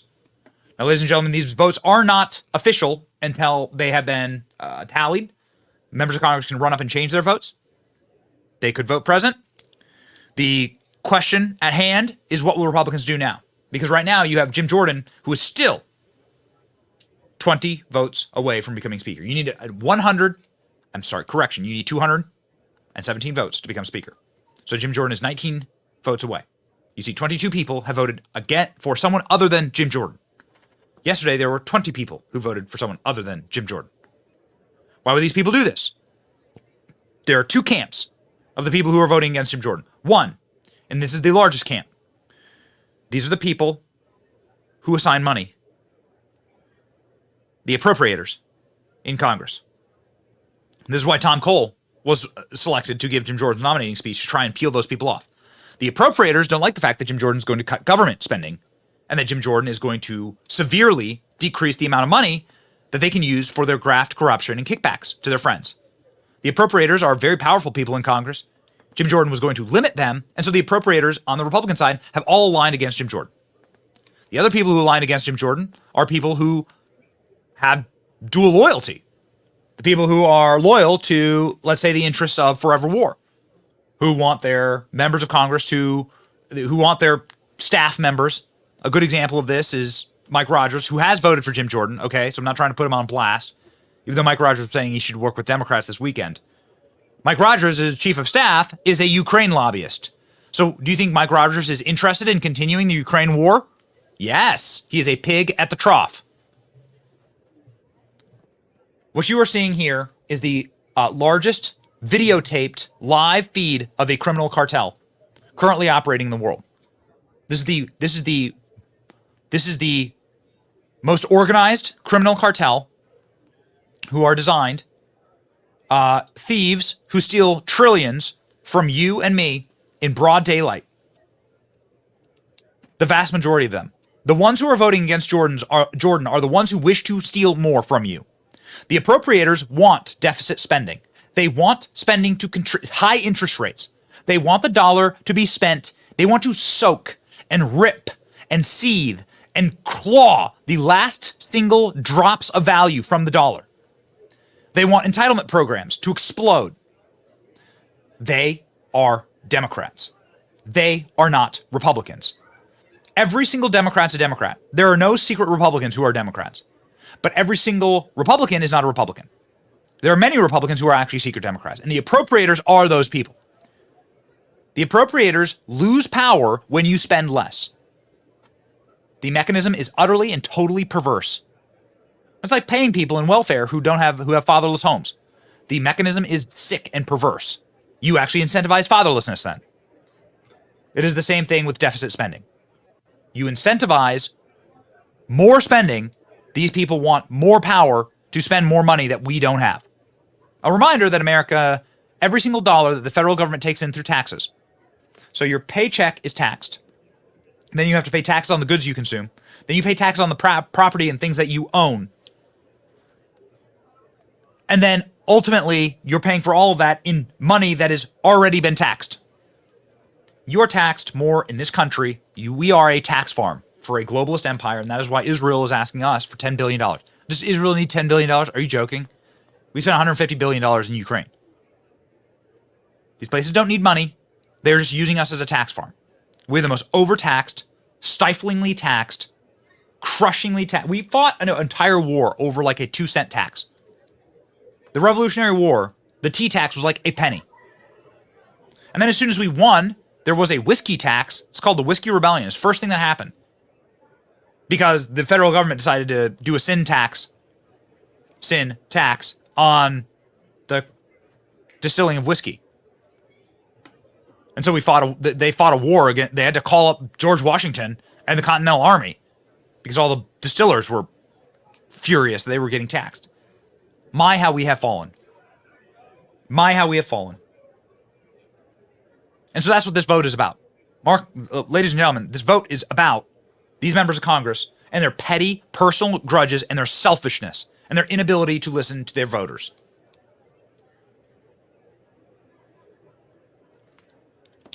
We didn't have an income tax for the first 150 years of this country's existence. You would be able to keep 100% of your paycheck.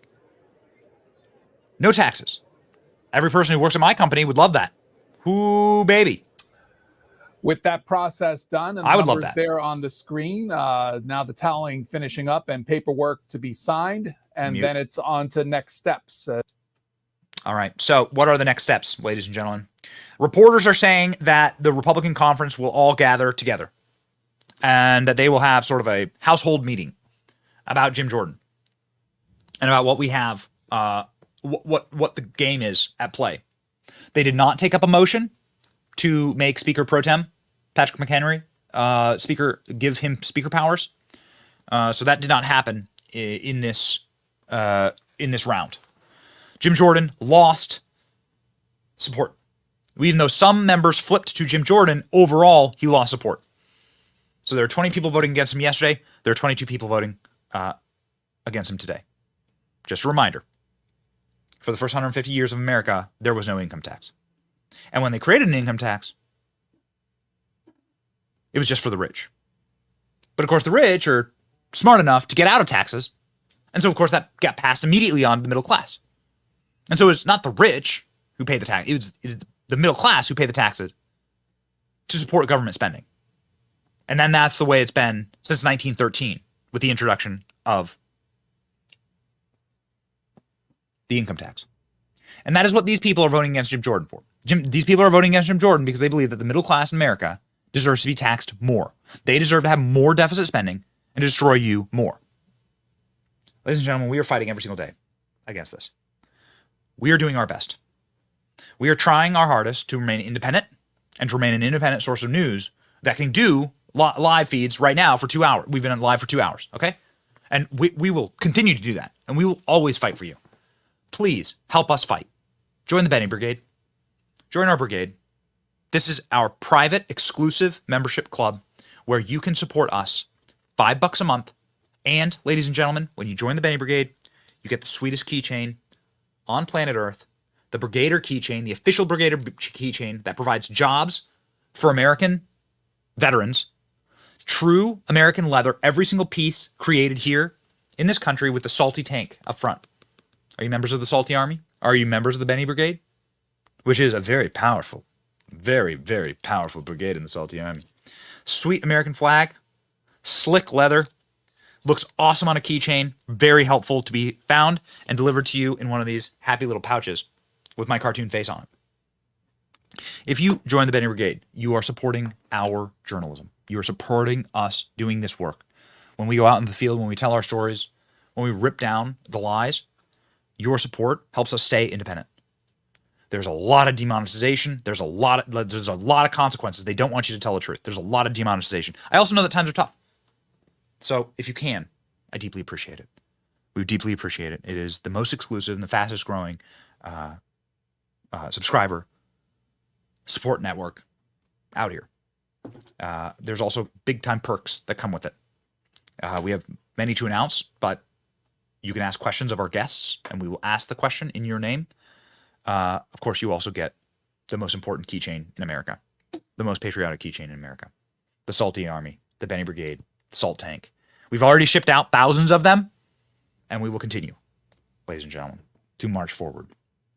We thank you. You can go to bennyjohnson.com/brigade, bennyjohnson.com/brigade to help us out and to keep us independent. So what we are hearing is reports that Republican conference will gather, and they will all sit down together, and they will have a family meeting, as they call it, and people will figure out who these 20 people will have to be able to speak for themselves. And there's going to have to be some type of compromise here. Listen, I don't know how many of these people are suicidal politically, like metaphorically. But if you side with Democrats, look, what you're doing here is you're siding with Democrats to give the House to the Democrats. If they give the House to the Democrats, there will say bye-bye to the impeachment inquiry, which just got started for Joe Biden, just getting off the ground. Say bye-bye to the whistleblowers against the prosecution of Hunter Biden and the laptop. Like, remember how there were like whistleblowers coming forward to work with Republicans in Congress from the IRS? People who voted for Joe Biden were coming forward to work. Like, say bye-bye to that. Say bye-bye to all of the very, very fragile but important work that was starting to be, like, the world was starting to finally turn against Biden. We were starting to create the momentum to actually break through to the normies about what a corrupt, old, senile bastard this man is and how dangerous he is for our nation. This is music to their ears. This is music to Democrats' ears, which is why I'm furious, actually, at the lack of tact involved in all of this. The lack of tact, the lack of thoughtfulness. I know that there are aggrieved parties on both sides, but this is politics, baby. This is a war zone. You're gonna get your feelings hurt. You can't. You get your feelings hurt. You throw temper tantrums. It's not helpful. We make fun of the left for doing that, the exact thing. We gotta have thicker skin, and we gotta have the capacity to fight with a unified goal. There's one thing about the Marxists and one thing about the Marxist Democrats, that they are fighting for they have a unified goal in mind. Ladies and gentlemen, it is a dangerous world. I do want to hop in here and note that there were fires at embassies around the planet yesterday. And thank you very much for the super chat. Unsilent. I just saw that come in. Let me pop that up on screen. I just want to say thank you. Everyone who supports us, like, we're doing these lives for many hours at a time. Like, we're doing them in order to like make sure that you have the capacity to stay informed. We just deeply appreciate your support. We know that times are tough out there, and if you just are supporting by watching, we love you too. Like, seriously, sincerely, all of you, we love you. Thank you so very much, the Benny Brigaders, the Brigaders. It's a dangerous world out there. We got to stay informed. There are fires outside of the U.S. embassy in Lebanon. This is what the embassy looked like. Multiple embassies across the Mideast were set ablaze last night. Here's the American one in Lebanon. This is, of course, Benghazi 2.0. Who's ready for the sequel? Watch.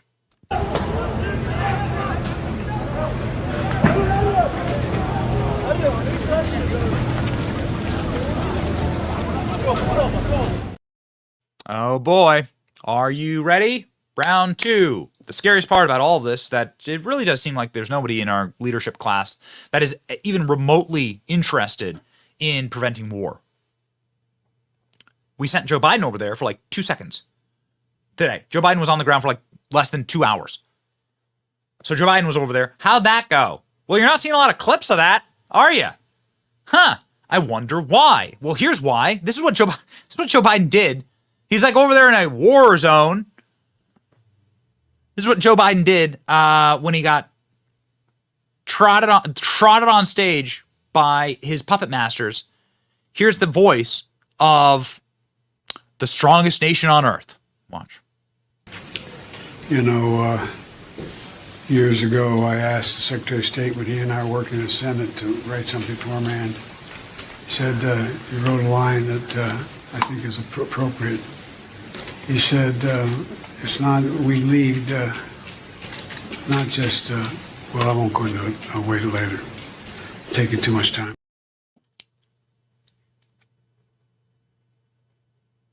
My God. Okay. Well, Biden asked about the horrific bombing of the hospital in Gaza. Here's what I had to say. But the point is this, that I was deeply saddened and outraged by the explosion at the hospital in Gaza yesterday. And based on what I've seen, it appears as though it was done by the other team, not you. But there's a lot of people out there not sure. So we've got to overcome a lot of things. What the hell is he talking about? What are you talking about? What's going on? What's going on? Joe Biden on stage, of course, not knowing where the hell he's going. These are not times for weakness. This is why the Republican Party should be strong and should unite around a strong leader, which is Jim Jordan. Not time for weakness. This is what weakness looks like. Thank you.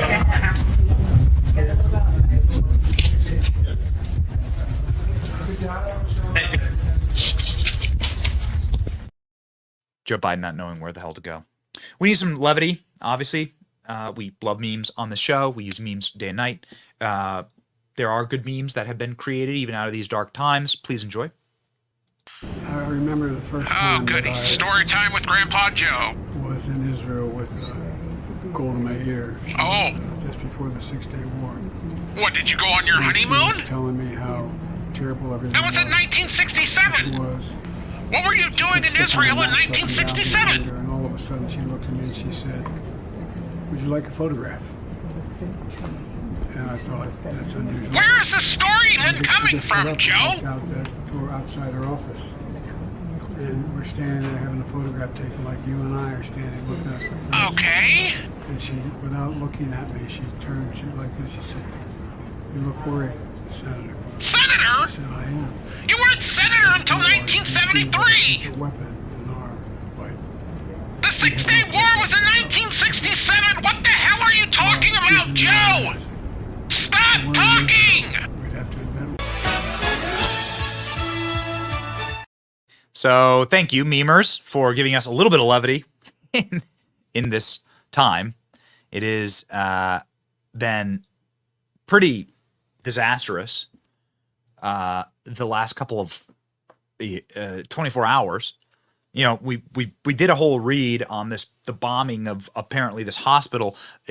We deserve to like bring you, of course, the actual news now that we are able to see it in daylight. It looks like, based on all available evidence, that a Hamas rocket, it was not Israel who bombed a hospital. A Hamas rocket was split into shrapnel over Gaza, and pieces hit inside of a parking lot.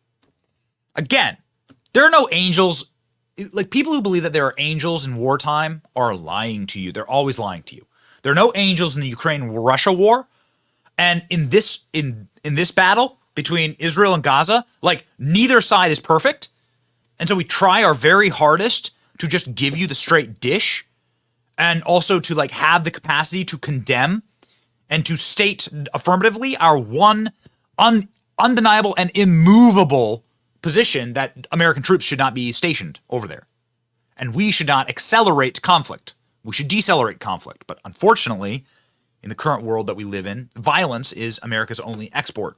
And so, not something that I take great happiness or joy in reporting. I don't like reporting on death and destruction, but it does, by all available measures, look like there was a rocket blast, that a Hamas rocket, which they fail about 40% of the time and land in Gaza, hurting Palestinians, that these terrorist jackals, bastards, bombed their own people. The hospital's still there. The hospital's not gone. The reports of 500 people being killed, I'm going to have to see some type of validation of that. This is all coming from Hamas, so you have to take it with a grain of salt, because it's coming from a terrorist organization, and I'm glad that we did. We were the only people yesterday. We've gotten a number of people like reaching out. We were the only people that like did a report that's like, hey, here's the information. We're not going to jump to one side or the other. Like, here's the information out there. So we're going to try our best. We try our hardest to do that for you. Like, here's the info, man. And we're not going to like blame Israel or blame Hamas. Okay. What's going on here?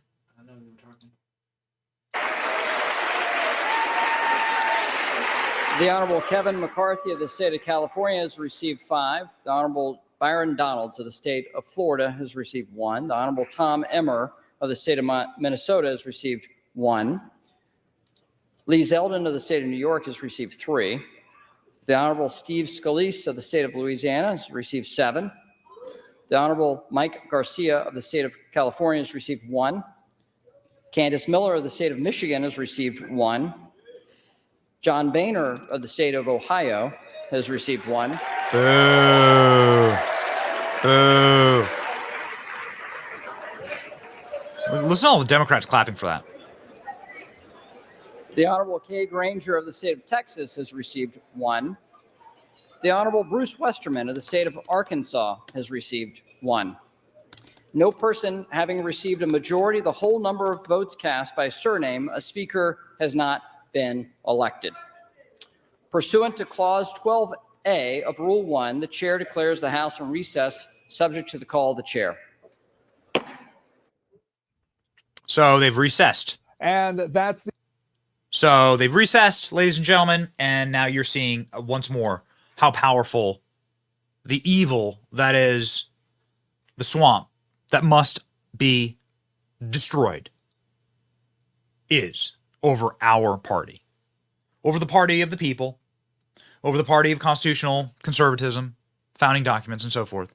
This is how diseased, infected, cancerous, and benign the effect is on those who are sent to represent you in the House of Representatives.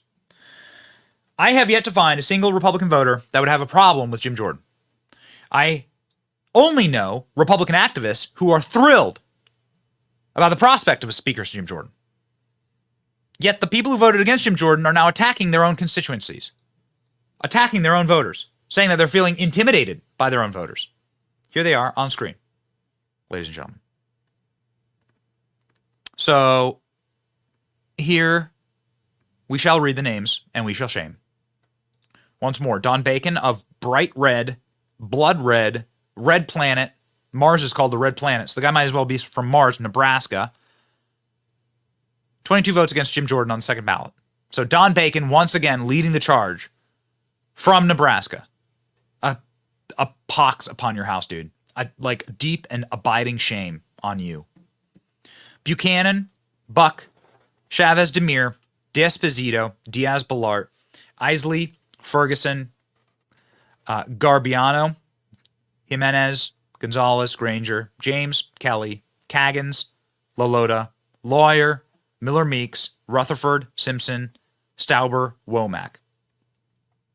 You didn't need all of them to vote for Jim Jordan, but Jim Jordan could only lose 4 to 5 votes, depending on if people voted present or depending on where the quorum number was.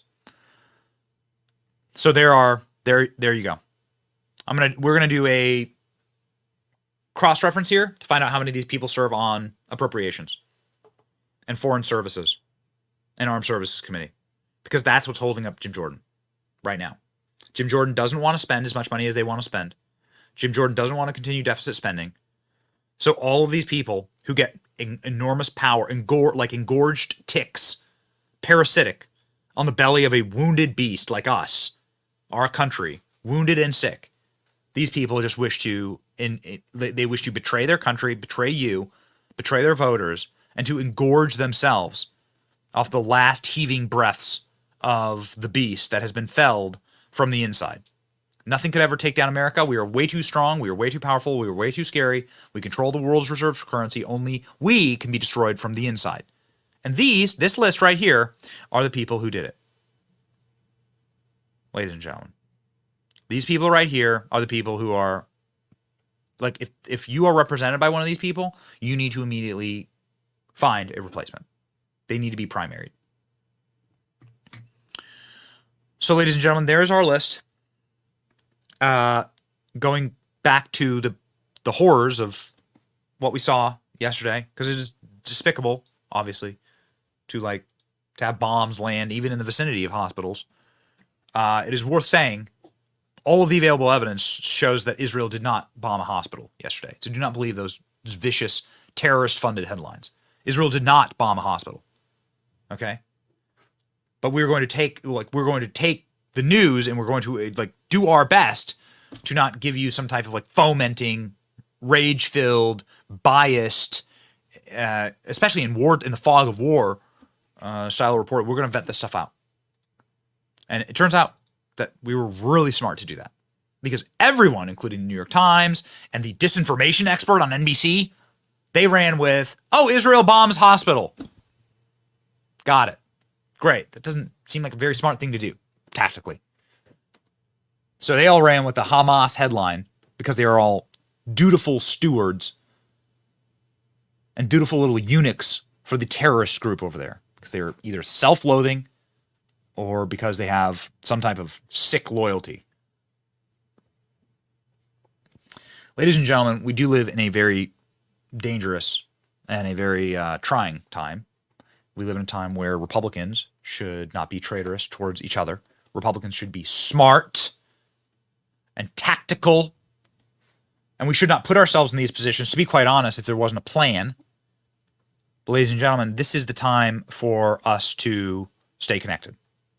So we deeply appreciate once again you joining the Benny Brigade, following our channels, and tuning in. We are going to do our very best. And even when we have bad news to report to you, like for instance, for the last 2 days, Jim Jordan has not won the speakership votes, even though we deeply want him to win. We can always bring you the good news. No matter what show we're on. From 1 Chronicles 16:11. Look to the Lord and his strength. Seek his face always. These people think they're in charge. Joe Biden thinks he's in charge. Obama thinks that he's in charge of Joe Biden. And then all of Obama's little apparatchiks think that they're in charge of the mechanisms of our federal government. They're not in charge. God is in charge. Christ is in charge. And our salvation through our Lord and Savior Jesus Christ is what will uplift us, even in trying times, as it has done for Christians for the last 2,000 plus years. And so be bountiful, grateful in your heart, and walk upright. Be upstanding. Hold your head up high. You do not serve a kingdom of man. You serve a kingdom of the one true Creator and the Savior. And so you have already won, and your victory is already assured. So march together, onward, and let us not be shaken. It's your boy Benny. See ya.